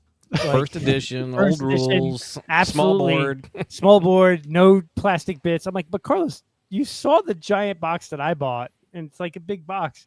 And your Now box is only like this. Now it's Wayne rubbing it in Carlos's face. The tables have turned here. Getting them back. Payback's a bitch. I don't even think I kept the game. I think I'd like tossed it and gave Rob the crown. You got rid of it or It something. had a nice first player marker. That was it. What? You got rid of something? Because I was deceived. I was lied to. Oh, man. No, I just messed up. All right, so that's Rob's top 20 list. We still have Mike and Dan left, and I'm really curious about Dan's list. You're going to go to Mike first. Okay, we're going to go to Mike Dan's gonna first. finish it up. Okay. Mike, you ready? All right, let's. Mike went from first to last here somehow. But, yeah. Yeah, I don't know how that happened. Anyway, all right. You said you weren't ready. We just went on. Wasn't ready. Moved on without you. All right, and this is closing out the year here. I always give my numbers at the end of each month. I saw BG Stats has this exact same setup for end of 2024, right? Like it looks just like this too. Something like They that. stole the idea from me. They probably been watching the show, and then they Probably. said, that's a great idea. Yeah, that's You probably didn't say what happened. copyright. Good idea. Your problem, All right, Mike. so what'd you say, Wayne? You didn't yell out copyright after you did this. So I know, man. That's what I should have done. So total numbers for 2024, I had 208 plays. 120 of those were unique games. 68 of them were new to me. 55 of them were my copy. I played with 95 unique players. So just a quick comment on this. When I posted this in our group on Discord, I was like, man, 95, like that's when you really think about it, you know, playing with 95 unique different players. And somebody posted, and I honestly don't know if it was because it was BGA plays. Maybe it was, maybe it wasn't. But it was like 170 something. It was like some ridiculous number of unique people that person had played with. And I was just like, well, I guess my 95 isn't so doesn't look so great spectacular anymore. You know? Yeah, 95 is pretty good though, man. That's a lot. I mean, I'm not complaining about it. I mean, I don't get the get to the groups with you guys as often. So, but anyway, I failed spectacularly on my challenge from last year, which I was trying to do the what is it, the 10-10, the 10 by 10? 10 by 10. Yeah, well, I've got a 2 by 10 and a 3 by 5. Not so much, but I will say 3 of the nickels were like 2 or 3 plays away from being 10 plays. So it is what it is. All right, so let's hop into this. This is going to go pretty quick for me. I didn't have too many plays in December, and I'm just going to give the first 3 here at the bottom. So 20 is Revive, 19 is Arcs, and number 18 was Three Sisters. And I'm just going to scoot those off to the side because I've got 3 games to add, and I'm not 100% sure. Well, one of the games was one of those weeks where I think I was local there and I just forgot to add it to my list. Like I had mentioned it while I was there and I forgot to add it to my list. And once you guys see it, you'll understand why. It is, there it is. So Federation was played more, I think it was played more than once this year. And this definitely is going to be bumping up on the list here. Interesting that Arcs fell off your list though. It's like all of a sudden like the hype train was super big, and now as the trail end of it, like we're hearing more and more people like it's not that good. It's good, but it's not that good. Yeah, I mean, I never, even after I played it the first time, I was like, okay, it's a good game, and I definitely needed to play it more to I guess understand all the hype. And unfortunately, I just never got around to playing it again. Would it have stayed on my list if I did play it another time or two? Possibly, but it wasn't like after the first play, it wasn't like, oh my gosh, I got to play this immediately again. It wasn't that kind of, I don't know. I guess very few games are like that with me, but yeah, not on my list anymore. Anyway, Federation. This one is going to hop up to better than Isle of Cats, definitely. Bone to pick. All right, so I'm going to drop this in at number 10. I don't think I played it too many times this year. And let's scoot these guys down. I'm going to go back through this list here in a moment, but Federation's going to drop in here at number 10. And I don't think these next two games are going to go much higher than 20 or 19. So, well, actually. So Lord of the Rings, The Confrontation. This one was only played once this year. Have any of you guys played this? Never. Nope. This was like a mass production game. And I gave my copy to Carlos. I think Eric Lang helped develop this game also. If I am correct, I will have to look that up, or if somebody could look that up, I'd appreciate that. But this game, it plays quick, and it's basically like hitting character movement. Good guys versus bad guys. You have your characters like Saruman and the You Shall Not Pass, huge fire demon thingamabob. Balrog. There you go, Balrog. That would be his name. Orcs, on the bad side. And each one has either movement rules, or when you are attacked, you can evade in certain directions. But it's basically you're trying to get three of your guys. If you're the bad guys, you're trying to get three of your guys across to the other side, to the Shire side. And if you're the good guys, you're trying to get the ring, to the mountain. And man, I want to play this game again. And it really is. It's just one of those mass-produced games. Is that that could be an updated box? Does that still have Shrink on it that you have there, Carlos? No, this is the one that Wayne gave me. I wanted to double check because I was like, really? He did? No, he gave me the Lord of the Rings, the Duel. Okay. Game. Okay. I thought I gave you the Confrontation. My bad. Still in Shrink, but Liar. Yeah, no, this is the I got excited. I was like, wait a minute, what? I know where I hid that one. I would highly recommend you guys trying this game. It's a 2-player only game, and probably one of the better ones that I've played. This one is gonna. I'm gonna drop this right under Federation at number 11. And for a 2-player only, number 11. That's pretty good. Yeah, I'm going to come back. And then my last game, which fell off my list the last time, is making its comeback here, is Flip 7. This one, I when it fell off the list, I think it was just because it was a bad play. It just wasn't the right group, or the group wasn't into it at the time. But I have since played this more times than any other game, and probably in the past 2 or 3 months, just because I'm sure part of it is because of how easy it is to get to the table. It's easily explained game. And yeah, it's going to drop in here at number 17. Wow. Above Scythe. Yeah, and I think it's because funny enough, I think the last time I played Scythe was literally this time last year was the last time I played it. It was during OrcaCon, if I remember correctly, and OrcaCon is happening this weekend here in Seattle. So yeah, so those are the 3 games. I'll go through this list real quick, and then there's just one other game that I wanted to mention really quick after I go through this. So starting at number 20, It's a Wonderful World. 19 is Scythe. We'll pause on Scythe. Scythe got played in January of 2024, and to think of all the games you played in this year, and it still stayed top 20. Yep. Yeah, it was a good play, and it wasn't just because I won, as we like to say. Didn't hurt, but it was a full player count. Well, I should say it was 5 players, not a true full player count, but it was 5 players. But that was full for retail box, right? Wasn't it the expansion that made it 7? Yeah, the first expansion made it 7, and then I still haven't played it, but from what I understand, Fenris adds a couple more. I don't know if I could take that game at 7. What's that? I don't know if I could take Scythe at 7.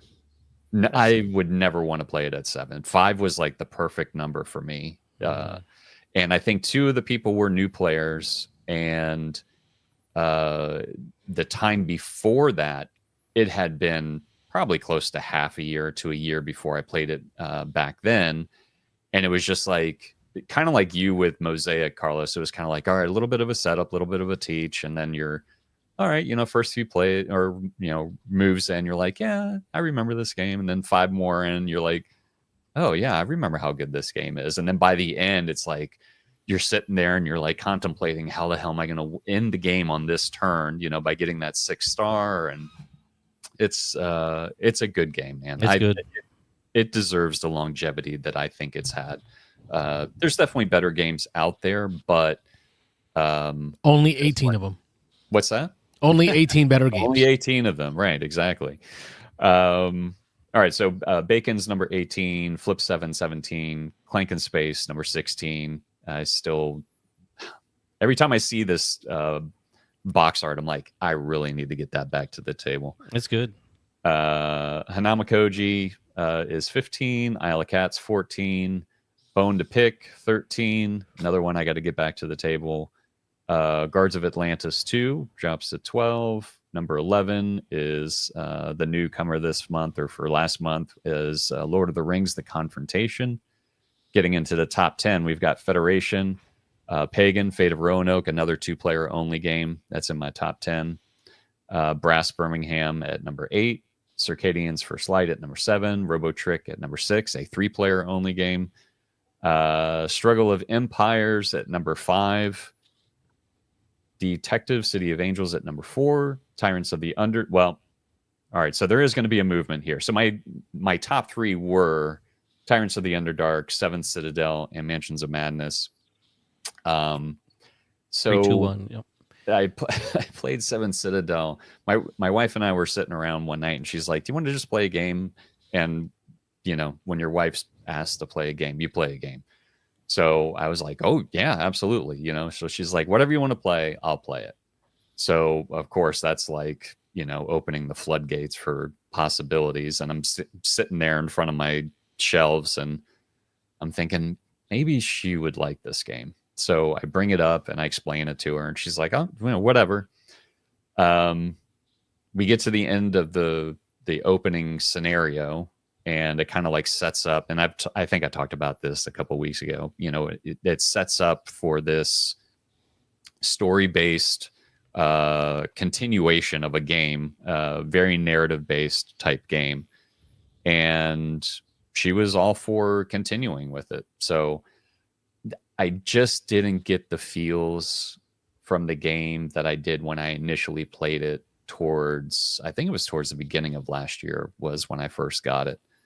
I just have a feeling for me, this game is just a single player game. I think I would enjoy it more if it was just me going through it and playing it the way that I want to play it.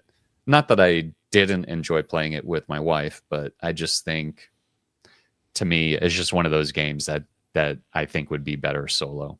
So with that being said, Seventh Citadel is actually going to drop down.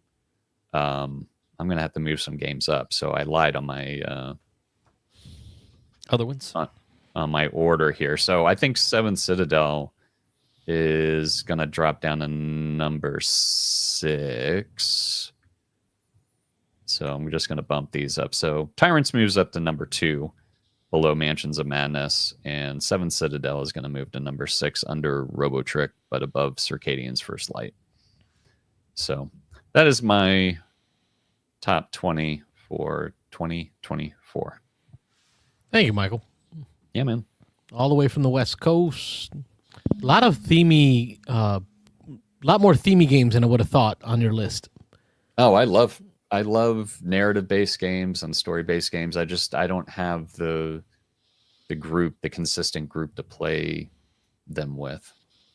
Because I think like some of the other ones that I wanted to get on this, we talked about like the 5 games that we were looking forward to playing in 2025.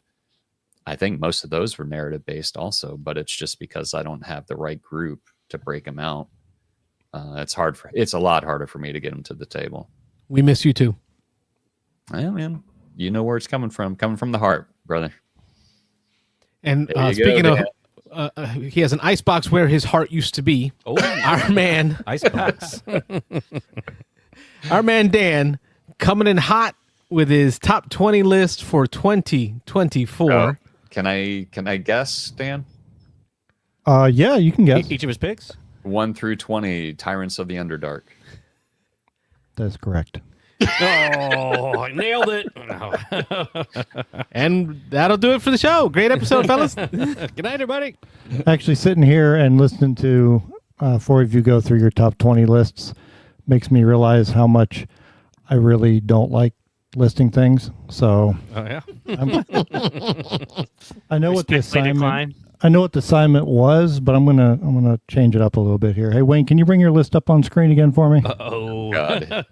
Do I really want to do that? I don't know if I really want to do Is he that. going to No, pick you apart each of our probably lists? don't. I respectfully decline. Use Mike's list. I would like to do all four of them. I'm just starting with you. You going to tell us where we're wrong? Can you please bring the list up? Uh-oh. Oh, he really wants it up. He's there. really insisting. Wow. I no longer have access to share because Carlos had to log me out. So he's good. Carlos, make it happen. There we Make it go. so. All right. Blow it up. Yeah, I want to be able to see. Oh, there we go. Let me see the top 10, please. Top 10. Okay. Okay. Enlarge and enhance. Okay, CSI. Enhance. Okay. I'm going to pick 3 games that I have not played. So, Manhattan Project Energy Empire, Yo. Village, and Lords of Waterdeep. I haven't What? Played, I haven't Never played. played Lords of Waterdeep? But please be quiet. This is my turn. Shush you, Mike. What? So I haven't played those 3 games. You knowing how I like to play games, which of those 3 should I play? Are you asking all of us? No, just Wayne. Shut up. It's Wayne's turn. That's they're all somewhat similar because they're all worker placement kind of Euro-y. Which one is the most Dan? Probably Energy Empire. I was going to say maybe Energy Empire. Yeah, Okay. probably I was going to say probably Waterdeep with skulls. Yeah. Oh, okay. Yeah. If you're Maybe talking with expansion, Skulls, Waterdeep with yeah. Skulls would definitely Scoundrels be of you, Skullport. Dan, I need you to commit to an answer, sir. yeah. I'm gonna go with Mike. Play Lords of Waterdeep with Skulls. Lords of Waterdeep, and is the second word that you said It's an expansion. Yeah, expansion? Okay, yeah, thank you. yeah. Scoundrels All of Skullport. Scoundrels of Skullport. is- All right. It's like the Valhalla expansion for Champions of Midgard. Yeah, never Like, played play that with either. Yeah, he's no idea what you're talking about. So, who? Thank you, Wayne. I appreciate that. Yep. Who went after Wayne? Who was next? It's been Carlos. Carlos, can I see your top 10, please? Oh, yeah. Oh, it's right behind you. Right There behind it it. is. Yeah, right up there. Let's see. Terraforming Mars. What Castle have I of not played in the top 10? Haven't played The White Castle. Haven't played Ezra and Nehemiah. And I think that's it. Oh, what's the Dune Imperium Uprising? What's the difference between that and the other one? It adds more complexity, I believe, because of the addition of the worms and the Spies. wall. You got to break down the wall in order to use the worms. Spies allowing you to reserve Yeah, spots. spies like Tyrants of the Underdark. So you got Okay. those spies. So we'll go with those 3 then. Dune Imperium Uprising, The White Castle, and Ezra and Nehemiah. Which of those should Dan play? There's one clear answer to that. Is there though? Because I'm going to get it wrong here, and I'm going to go with the White Castle. And the reason I'm going to say the White Castle is I know you can enjoy some Euro games, but I also know that the ones that take it too far, like too long, too far, too drawn out, like the White Castle is like just a dopamine hit of like Euro concentrated into a Jolly Rancher. Pop it in. Ooh, that was good. Dan likes to mess with other people. I don't know that there's enough What opportunity. the hell in was that all one. of that Carlos Yeah. just did? Making noises and saying stuff. And You got. I He's off screen too. completely He's like a Foley artist going on there. 100% understood what you just said. oh, okay, all right. My Thank you man. very much. Yes. Yeah. That's exactly the response I needed. Other than the lack of player interaction, White Castle would be it. Yeah. Because I All mean, Dune Uprising. If you played Dune, you've played them all. So the first one was Energy Empire. What was the first part? Which of I it? think was Project wrong. I think it Manhattan? should have been No, Lords of Waterdeep. Lords of Waterdeep. Lords of Lords of Waterdeep. Okay, yeah, so we got Lords Lords of of Waterdeep, and now we're going the White Castle. Yes. All right, so let's go over here to Rob. Thank you, Carlos. Top 10 that I haven't played. I have not played Blood Rage. Dope. That's a lot of stunners today. A lot of stunners from Dan. I'm going to have to go down your list. Oh, wait, Destinies. I've not played Destinies. And I'm going to have to get out of the top 10 for you because I've played those. Barcelona. I have not played Barcelona, Blood Rage, or Destinies. I think it's pretty clear to got to be Blood Rage. So saying, the style of the way you play, Blood Rage, tons of opportunity to mess with other people. You're screwing with them in the draft. You're screwing with them in the area control. Blood Rage all day. Yeah. All right, Blood Rage. Thanks, Rob. Yep. And then we got Mike. Top 10, sir. May I see it? All right, there we go. Played. I have not played, was that Struggle of Empires at number 4? I have not played Seven Citadel. And I have not played Pagan. So of those 3, which one should Dan play?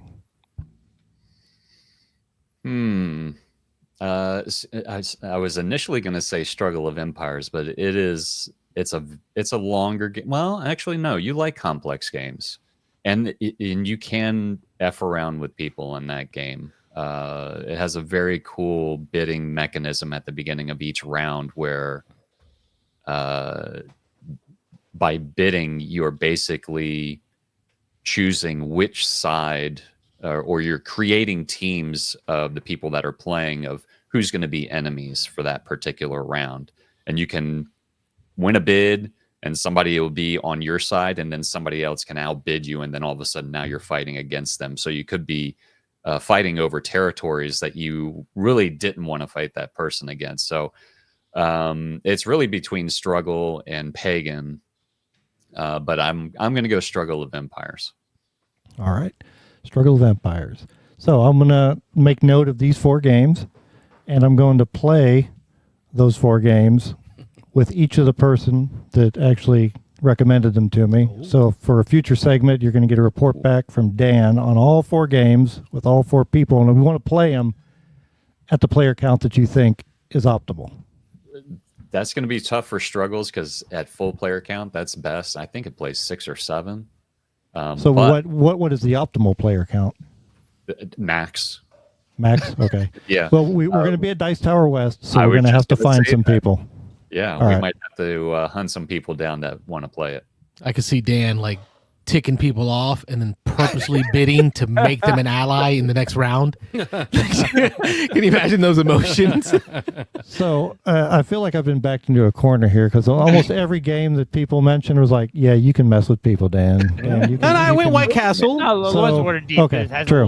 very little bit of player interaction there. So forced what is it called? Plot cards, okay? The plot cards in Lords of Waterdeep. No, is that the one plot cards to do it? Yeah. Side quests or sub quests or whatever. Yeah. No, I think they're called plot. Are they? Plot quest, yeah. No, Plot quest, maybe. Then there's also mandatory quest. Mandatory quest. Yeah. Mandatory quest. That at the right time will, like last round, last action. I've won a game because of one of those cards before. So another a good reason, and those descriptions of me are accurate. I do like messing with people. You let off by saying knowing the type of gamer I am. Yeah, so that's where I got that from. So it's not really out of a place of spite, like I just want to ruin everybody's day. It's just that I suck at a lot of these games, and I'm usually halfway into it going, there ain't no damn way I'm going to win this thing. So I enjoy doing the wackiest shit I can do then to make people go, what is this? Never invite him again. What is wrong with this man? And yet people keep saying, Dan, come over here and play this game with us. So I don't know. It's your charming personality. Must be. It's got to be. It's got to be the beard. Yeah. That's true. Is that why you got one now? Yeah, that's why I'm trying to be more badass like me. Yeah. All right. It's working. That's 2024 for us, for at least our top 20. We're not done yet. I know it's 10:37. We never opened up the phone line. Sorry, fellas. In the chats, that's just how it is right now because we're going to wrap up now with our Hall of Fame induction. So at this point, there are no rules. It's just however you feels the feels, however they're hitting you, of what game you're gonna. Wade's face. He was like, "What? What games will you induce into your Hall of Fame? No rules. No rules. Did you say deuce into the Hall of Fame? Introduce, induce. Like trying to trick them into getting into that Hall of Fame. I got candy in my pocket. Come on in. Wade's got our list up here. Oh, he's got our past list. Mm-hmm. Yep, that was last year's. Obviously, Mike and Dan did not participate. Let's run through the chat real quick and say hi to the folks in there. I can give you some Hall of Fame inductees if you need me to do that, though. Well, what's great about the Hall of Fame is that whatever you induct doesn't have to go on your top 20 next year. But since we know you're just going to throw that out the window and make up your own thing anyway. Don't matter. Fishing for More says, so much fun to be had, but so little time. Nice to see you guys. Thank you for joining in. Aaron Clark was in the chat. We were talking about Res Arcana. Thank you, Aaron, for joining in the chat. My man Chris in the chat. Hey, Chris. Odak was in the chat. He was talking about the YMCA being 48 years old. If y'all missed that, we did the YMCA. I can't believe it's only 48 years old. I would have thought it was been older. Rob's older than the YMCA. Yeah, That's a stunner. So we had, who else was in the chat? Pablo was in the chat. He says, I want Let's Go to the Cosmos. Japan. and it's just the coolest places astronomers have discovered. It was about Let's Go to Japan. Cool. I like that. Trademark copyright. Yep. He was talking about some chicken he was eating. I asked about it. He said it was some Blasian soul food truck parked outside that he had to try. Oh, I thought that was a game suggestion when I read it. Okay. Blazing soul food. That sounds yummy right there. So just a shout out to all the folks that were in the. Oh, Edmund England was in the chat all the way from Sweden. Edmund, I want to thank you all for joining us in the chat and making stuff happen in there. I know we didn't get to turn the phone lines on, but this first episode of the year we're dedicating to last year.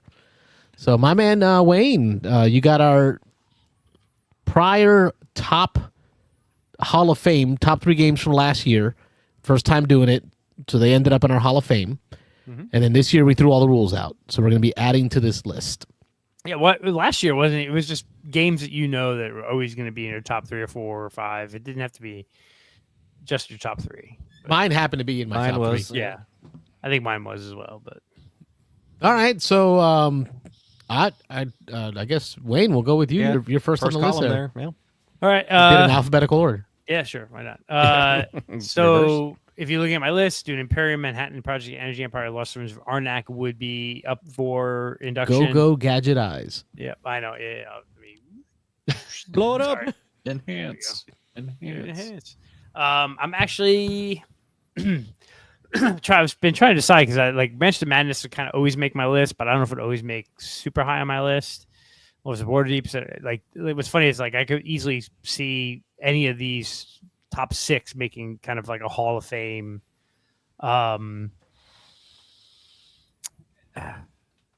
this is tough. I'm gonna go with my initial impression was to take Dune Imperium and Lost Ruins of Arnak and move them to my Hall of Fame. That makes sense. Like that.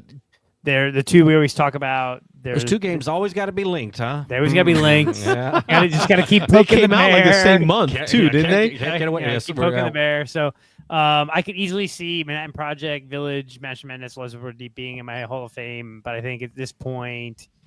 But I think there's got to be like an intersection to it. Not only does it have to be a great game, but it has to be a game that you know is going to get tabled multiple times in a year. Yeah, and those are games like Dune Imperium and Lost Ruins of Arnak. I play each of them a couple times a year. While I play Lords of Waterdeep, Mansion of Madness, I play Mansion of Madness every year, but maybe once or twice a year. So I don't. That may be next year's. It may be close. It's close. Same thing with Lords of Waterdeep. I might go a couple years without playing, but it is an all-time favorite of mine. So it's not there yet. But yeah. So for me, Dune Imperium, Lost Ruins of Arnak, they're always going to be my top 10, probably if I play them in a year, and I generally play them a couple times a year. So I think it's time to move those on to my Hall of Fame. So that's my 2 picks this year. Yep. I think for me, Rob, you're next. You're going out of order. I was out of order there. I can reorder it. It doesn't matter. No, I'll be quick. So my 3 that retired last year: Brass Birmingham, Orléans, and Terraforming Mars. What was that second one? Orléans. Gotta hit that one right. Yeah. This year, I'm gonna join you, Wayne, with Dune Imperium. Dune Imperium's gonna make it off. It's number 1 on my list for this last year, and it's gonna go to my Hall of Fame. I've played it probably 3 or 4 or 5 times this year, and it's one I'm gonna play multiple times every year. It's always gonna be up at the top of the list. So Dune Imperium is going over, and same thing with Endeavor: Age of Sail. It's another game that I've, for the last 3 or 4 years since I've been playing it, every year I play this 2, 3, 4, 5 times, and it always makes it back up at the top of my list. So pretty simple for me. Those two. Blood Rage is my number 3. That's going to be just outside. Blood Rage is one I've got to kind of be in the mood for it a little bit, but I've had some epic games of Blood Rage and some good memories with me and Carlos playing this heads up in the what was it? Sitting at home all day. Was it a hurricane or something? We were waiting. I don't know what it was. No, I think our wives were out of town. Was that what it was? At a convention, and we had the whole weekend to ourselves. And we set up. I had just moved into the house, and it was empty. I had like no furniture, so I had a plastic table that we set up, and we just played nonstop for like a day straight. Yeah, we just played Blood over Rage. and over and over and over. Because we wanted to learn all the cards. We're like, what are the combos? Like, this is amazing. Yeah. So Blood Rage is that's kind of their teetering on the edge there at number 3. Tyrants of the Underdark is probably going into the Hall of Fame next year. I got to play it a little bit more, but it's another game that I play all the time. But Wayne put 2 in, so I'm putting 2 in. I'm going to go Dune Imperium and Endeavor? Yeah, Endeavor, Age of Sail. Those 2. Yep, those are my 2. Right. Yep. Sorry. Carlos? My 2 are going to be Terraforming Mars and Castles of Burgundy. I don't have to explain. These 2 games, I think, will always be in my top, period. Like, they're just not going anywhere. Yep, Rob's moving them over to the Hall of Fame on our sideboard. Concordia is, I thought about it. Did you think about it? I just don't want to. I don't think a third one. Like, I feel like 3 in 1 year back to back. That's a lot of games to take off the list. Yeah. But man, it's Concordia. Yeah, I mean, it's. If I play Concordia, it would probably be on my list this year. But it's my goal. You twisted my leg. You gonna go Concordia? All right. If I'd have played it a few more times, it probably would have been. That's gonna make more room for the top 20 of this year to get updated. Oh, now you're making me think about putting a third one in, but that's all right. I'm committed to. Yep. Yeah, I'm good with the 2 for this year. Yep. And now we get to introduce the fellas to the if they Hall want, of Fame. You don't have to participate. This isn't. I'll participate. But go ahead and let Mike go. I'm going to add 1, even though I feel like it's sacrilegious. And this was not in my top. This wasn't even in my top 10 in 2023. And I think it's just because the number of times that I played it then. But this year, if I keep playing it like I've been playing it, it's always going to hit my top 3. And that is Tyrants of the Underdark. Yeah. That was on the bubble for me. Yep. And the funny thing is I'm looking over my list from 2023. Like, in my top 20 alone, I think I have 4 of these games that I sold already. Wow. Okay. They just don't get played, and but definitely some repeats from 23 to 24, and possibly in 25 if I get the same games played, I may have 1 or 2 more to induct at the end of next year. All right, Chaos Demon. All right. I'm going to put 2 in the Hall of Fame, so I don't have to put them on my list in the future. So go ahead and, Control C, Control V that Tyrants on over. And then do it again. And the second game that will play, make time, cancel appointments, do all kinds of stuff to play, Thunder Alley. Oh, yeah. Wow. That's good. Wow. You're the first one of us to put Thunder Alley up there, but I didn't play it this last year, or it might have made it up there for me. Well, Dan and I set it up. Like, we were ready to go. Yeah, I was in on that. I was ready to go. Until you weren't. Well, I was ready to go. Rob was there. Rob was with us. Everyone else is bowed out. Nick and everybody else backed out. Oh, because it was the end of it. We have to do that. It's the last day. And, you can't do that last day on a Sunday. We got to do that earlier in the con next time. That's like a Friday night. Always an excuse. Mm-hmm. And we remember each and every one of you that backed out. And it's specifically because after we could not get that game together, we ended up at Darwin's Journey. Yeah. So Dan will forever remember everyone that canceled the game of Thunder Alley. In my defense, it's coming someday. You won't know when, but it's coming. I left early because I needed to get home to check on my mother, who was not picking up the phone. And Don't given what happened at the end of that. this year, I'm just saying. Wayne, why Wayne? Why would you make me look like a bigger dick than I already am? Right at the end of the show, too. All right, Wayne, go and add Tyrants of the Underdark to mine. I changed my mind. I'm putting Tyrants on. I'm putting on one more. No, you can't do that. No, I just did it. I just did it. Tyrants of the Underdark. No, It's going on there. Yeah. Well, now I got that is always the correct answer. Go ahead. It's gonna make it next year or whatever. So I'm doing Wayne, don't do it. I'm doing it. Don't do it, man. Tyrants done. Put it on Carlos's list. I don't care what he says. Yeah, there you go. At least it gets me a little more freedom to add some more games next year. So one more spot that just doesn't need to be clogged with Tyrants, which is a Hall of Famer. Yeah.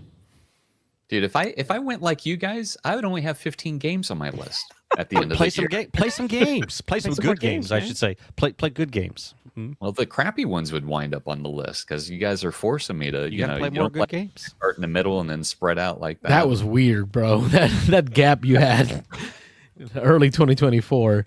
Dan will teach you some good games at Dice Tower West. So, Now, William in the Are chat. you going to Dice Tower West?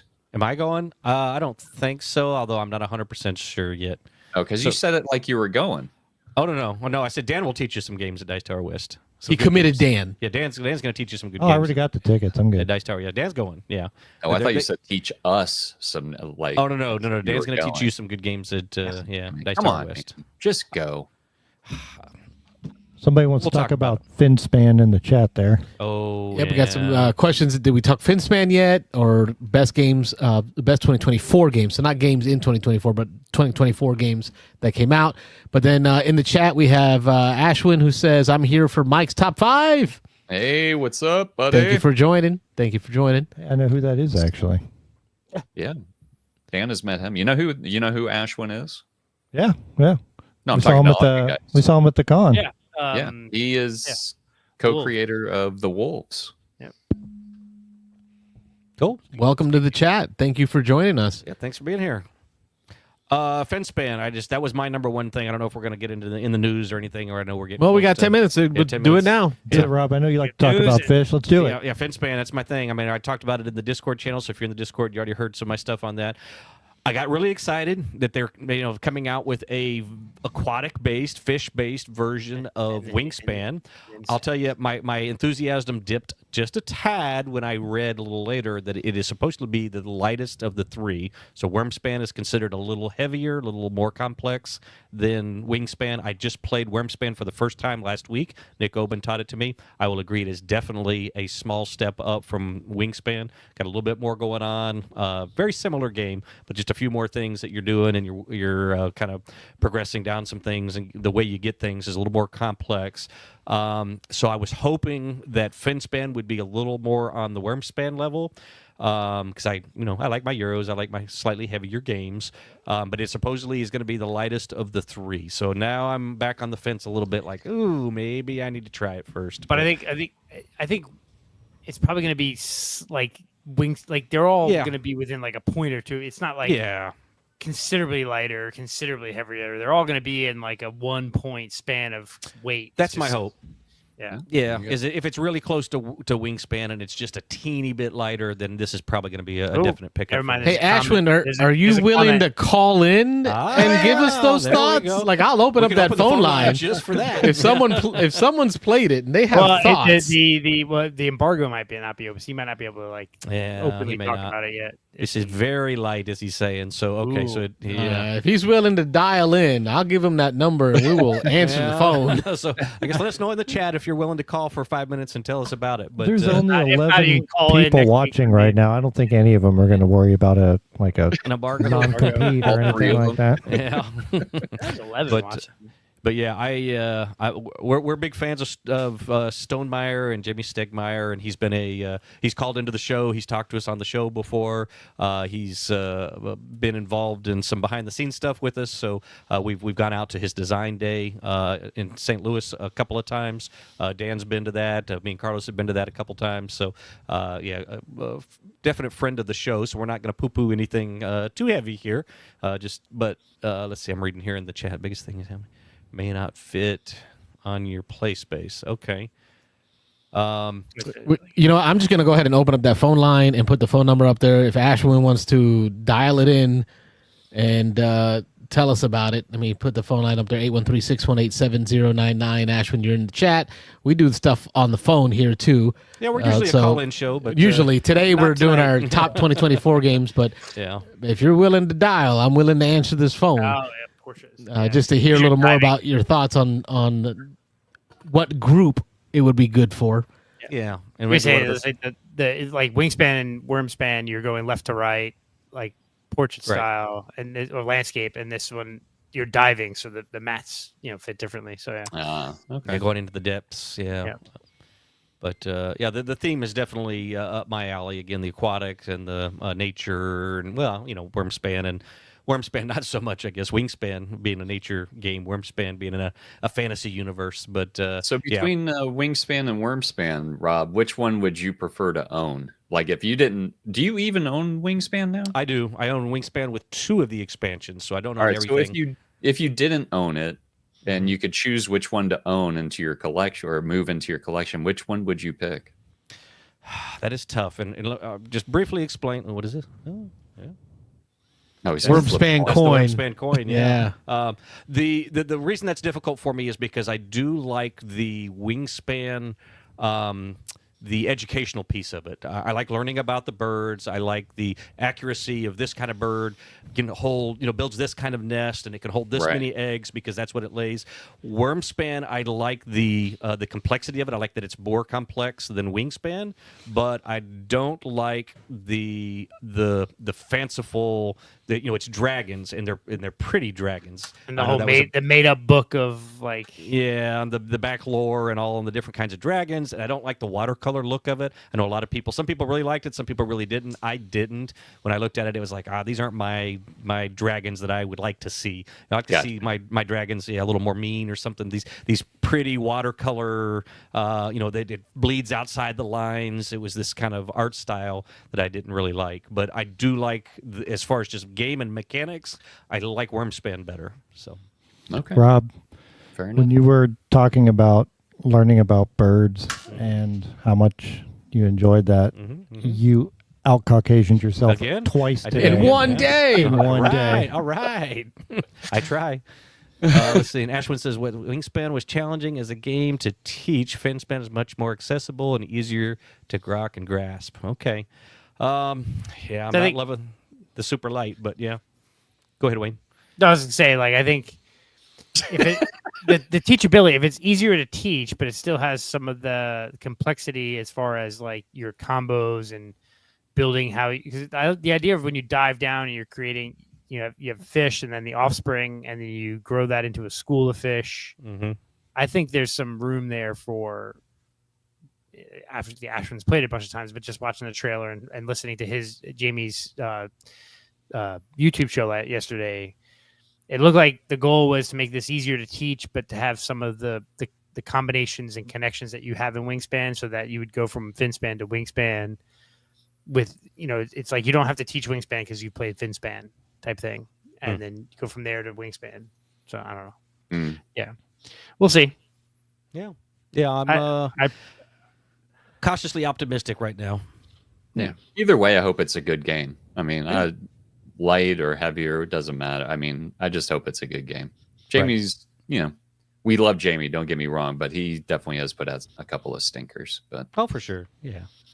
Well, we have 10 or 12 games now, and 2 of them are probably objectively bad. The rest are pretty damn good. So winners all the time. If you can go 8 for 10, that's pretty good. So how many games does he have in the top 50 on BGG? Yeah. So there's probably 3 or 4 of them. Talk about I think Red Rising is in there though, right? Red Rising and Pendulum. Red Rising and Pendulum are the 2 kind of misses, and the rest are all pretty good. I thought those are 1 and 2 there, the way you're listening. Of course you would. Although I haven't played Stamp Swap, I don't know if anyone else has played that yet. But somebody in the group did play it. I remember I saw somebody post. It might have been Michelle. I think it was Michelle recently played it. So didn't they have that game at the? They did. We played it at. Yeah. I played it. I don't think you did. I played it at the design day. Yep. When the prototype version of it. Yep. Good stuff.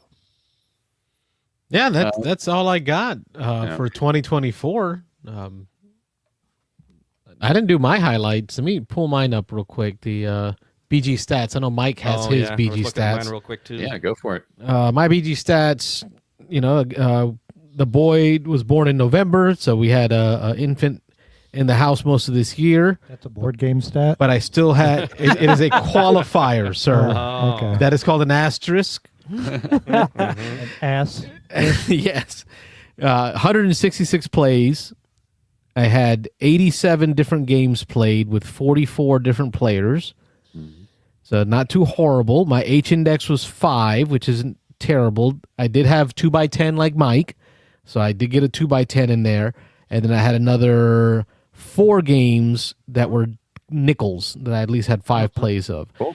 Surprisingly, one of those nickels was Thunder Road Vendetta. So, Dan, you introduced me to that, and I was all over it. Yeah, so thank you for the introduction. Yeah, I logged 158 plays, 119 different games, 67 different players. 116 of those games were new plays to me at 14 different locations, and I didn't log anything on BGG. I guess just all my BGG plays, which I did tons of BGG. Doesn't make it onto my list. I think he means BGA. BGA, sorry, BGG, BGA. Yeah, I think this is the year we changed that, right? Yeah, like, is I'm this the wondering. year I'm we thinking- just Oh, no, add no. I don't know. BGA as a location? If I had a BGA, I'd Yeah. add like No, 2,000, Yeah, mine would be like 2,500 games to 1,000 my games, list. probably. Yeah. So I don't know that I'd be able to log them all. Okay. Yeah. But that's it for me. I don't show any nickels, but I'm sure I did. I mean, I've got Hanamakoji on here as 4. Sky Team in person as 4. It's not a nickel. No. So I Did you mark the one down we played at the airport a couple games? probably did, but I don't know. Yeah, I don't know how inclusive that is. So, yeah. Anyway. I do not have the BG Stats app, but I know that I played 140 unique games last year. Wow. Nice. Okay. Very nice. I have the app. I downloaded it like 2 months ago, and I forget to use it most of the time. So Mm. I'll try really hard this year. I promise. Yeah. So I'm probably at something 200-ish, 220 plays of 140 unique games. Okay. Nice. Good deal. All right. That's going to close Any us other- out. Well, No OGG.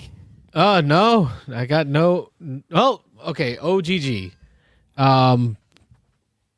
Other geeky goodness. Yes, just for I'm the, sorry. for those OGG, of you who yeah, don't you know me. Yeah. We are down with the OGG. So this is not Other necess- geeky Not goodness. necessarily board game stuff, but other geeky things we've been doing.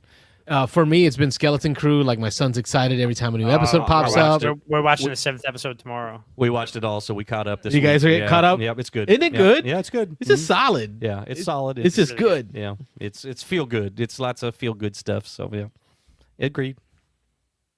How about anybody else? Everybody else kind of good? Yeah, I got to look up my brain is blanking on it. I just watched the entire of it in it's Amazon Prime, and it's kind of like the robot thing on Netflix, but it's all video game based. Oh my god, brain. Oh yes. I watched the first 2 episodes of that. The Secret real Level. dark one. Yeah, Secret Level. Secret Level. I watched the Pac-Man one. Holy moly. The Oh, Wait, Pac-Man this is like one that was got video games? They So, take yes. video games and they put like this horror twist to them in a sense. not all. No, of them. Not all of them? Not all of them. Okay, No, the no, one no, I no. watched, it was yeah. like The 2 that I've seen What is that's creepy? Word, So it's called Yeah. Secret Level is the name of it, and it's Okay. like each one is anywhere from 5 minutes to 20 minutes per episode. Yep. But each one focuses on a specific video game or zeitgeist geekiness. Like the first one's Dungeons and Dragons. Yep. And it tells us quick story. There's a Pac-Man one. There's a Mega Man one. Oh, There's man. Dungeons and I Dragons. feel like Yakuza one or There's a it's- Yakuza one. Crossfire, Armored Core, Outer Worlds. Oh, yeah. Exodus, a bunch of them, and they're all fantastic. Yeah, All they're right, good. I'll have to dive into that then. Yep, you can watch it because like all of them together is maybe an hour or two. Yeah, they're 'Cause short. it's, like there's I Mhm. think 12 episodes, 20 episodes, 15 episodes, and you can get through them all. They're all like, I think the longest one's like 20 minutes. Yeah, they jumped Sweet. right in. I wasn't prepared for the first one that I watched. I watched just the first 2 of the first season, and I wasn't the prepared D&D for the and the fact that they Sifu. just exactly, and they just throw you in, and it's like, Boom, holy and- crap, what's going on here? Because it's only 15 minutes, so they got to tell a story in 15 minutes, Yeah, and so they're really good. There's yeah. there's a Warhammer 40K one. That one is phenomenal. I haven't seen that one yet. That's what William says in the chat. William, the Warhammer one is awesome. Loved it. I haven't seen. That's what got me to click on it. But when I saw Pac-Man, I was like, "That's interesting." It's like the voice actors too. It's everybody. Arnold Schwarzenegger is on one. The Keanu Reeves. Like, there's the list of voice actors. Like, as you're watching the episodes, you're like, "Oh, I know that guy. I know that voice. I know that voice." And that what's good about Amazon is you hover over it, shows you like the little the zoom in on like all the actors and stuff. It's good, fantastic. There's Netflix has one that's like Love and Robots that's similar, where it's like all these. Started that one. I never went back to it. Yeah, it was okay. This is fantastic. I powered through it in lunchtime, basically. Okay, just watched them all. Cool. William says they're working on season 2. Nice, yeah, I heard that. Yep, that's really good. Cool. Ashwin asked a question: will I play a game with Mike this weekend? No pressure, Mike. No pressure. I don't know. I might make it to Orcacon for one day. I'm kind of over. Designer of Finspan is the designer of Monkey Palace, which I just bought for my son. Yep. My oldest son loves Legos. He's 21. So when the Three Kings came by to drop off on the way to see Baby Jesus, they drop off presents as long as you leave some grass for their camels to eat. This is Puerto Rican Christmas, by the way. When they came by on Monday, January 6th, they came by and they dropped off Monkey Palace for my 21-year-old. Oh, very cool. So I'm excited to see that one on the table. He's reading the rules now. Nice. I didn't know that the designer of Finspan designed that. Yep. Mm-hmm. Dan, you went into some geeky goodness recently, right? You started watching those shows, or no? Yeah. None of the ones that you mentioned, no, that anyone mentioned here. Oh, okay. No, you watched the show. Your own geeky goodness. You watched. Oh, yeah, I did. Yeah, I talked about that. Day of the Jackal. Yeah, I talked about that last time we were on. Yeah. Really I don't know if what I've been watching recently would be qualified as geeky, but there's a series, and I can't remember. I think it's on Netflix. It's called. It's based on a Pulitzer Prize. I'm sorry, Nobel Prize winning book for literature called 100 Years of Solitude. Has to be the single best series I've ever watched. Wow. Whoa. It's it's subtitles. It takes place in Colombia. It starts in like 1820, and you follow this small group of people out of this village, and then they found a new town, and you follow one of the families through 100 years. Oh, like the Village board game that Wayne loves. Yeah. But the acting, the writing, the cinematography, I can't think of something that I've watched that has been that good ever. And it's 8 episodes long for the first season. I know they're working on getting the second one up, but do yourself a favor and watch it. It's not like grab some popcorn and be on my phone. This is sit your ass down, get ready to read subtitles, watch the film. It will suck you in. Me and my wife watched all 8 episodes in 4 days, and each episode's about an hour long. And it is, we didn't say a word to each other. I mean, you're dead quiet because you are sucked into this thing. It is spectacular. What's it called again? 100 Years of Solitude. 100 Years of Solitude. Nice. No kids can be around when you watch it. Okay. Don't watch it through Video Angel, please. The thing is, the fact that it's subtitled, like, okay, so in this day and age, it's just standard that you're watching stuff with a phone nearby, right? Like people are pulling their phone up. Yeah. But is it the fact that because it's subtitled, you have to watch, Yes. you have to read, so you cannot be playing on your phone. So that right there will draw you in. It is, yeah. I mean, after we got done with the last episode, we watched it yesterday before she went on her trip. We both sat there and we were talking a little bit about it. Like, what have we seen that's that good? And neither one of us could come up with anything that is as good as this. All right. Cool. Well, here's a message. Turn everything onto SAP mode so it's playing in Spanish, and then put on the subtitles so you have to read. Do that every show. Right? For every show. A lot of videos, I'll just click it on, just put the cursor over it to let it autoplay on like YouTube, and I'll just read the subtitles. I don't even put that the really sound on. that really makes you put the phone down. It locks me in because my brain goes everywhere if I'm not paying attention. 100 Years of Solitude. Yes. All right. One thing that I would not recommend you do is after watching the most recent Dungeons and Dragons movie again, which I don't know, I like to put it on, like to watch it. At the end of the movie, it ended, and then another film started right behind it. I guess it does an autoplay thing, It was the early 2000s Dungeons and Dragons movie. Oh my god! With Marlon Wayne. So bad. Nice. Wait a minute, isn't Billy Zane in that? No. Yeah. Billy Is it? Zane plays the bad Dramadar. Oh, Yes. He's Damodar. God, he's the best. And what's his name? Not Jeremy. Is it Jeremy Irons? Jeremy Irons. Yeah, Jeremy Oh, Irons. yeah. You could tell he was just like doing that for the paycheck. He's Amazing. I didn't realize how bad graphics were back then. And man, I remember loving that movie. What was I thinking? you love You that weren't. movie? I did. I don't know. I did. And when Marlon Wayans died, I was like, okay, good. Goodbye, Snails. I'm glad this is over. Oh my God, I'm glad you're dead. It took 2 days to watch it. It was that it was so hard to just. I watched it over 2 days, but I did complete it. I'm surprised you went back to it after the first day. Like what? Because I was already in. Yeah, Like, it's just spite watching. Yeah. the first night it was on a weeknight. The boy was there, and it's like, okay, I'll let it play. And now it's Yeah. dinner time. Let's go to bed. And then the next night I was like, all right, let's finish it. I've been watching Vox Machina, which is the cartoon version of the Critical Role D&D game. I've watched that second season, but I've rewatched Cobra Kai with my kid, who started watching it. So now we're waiting for. Are you on first season? No, I had watched the entirety of it, and then Oh, okay. he came home like during the Christmas break. He was like, "Dad, what's something I can watch?" I'm like, "I don't know." What, like, he's like, "Is Cobra Kai good?" I'm like, "Yeah, it's pretty good."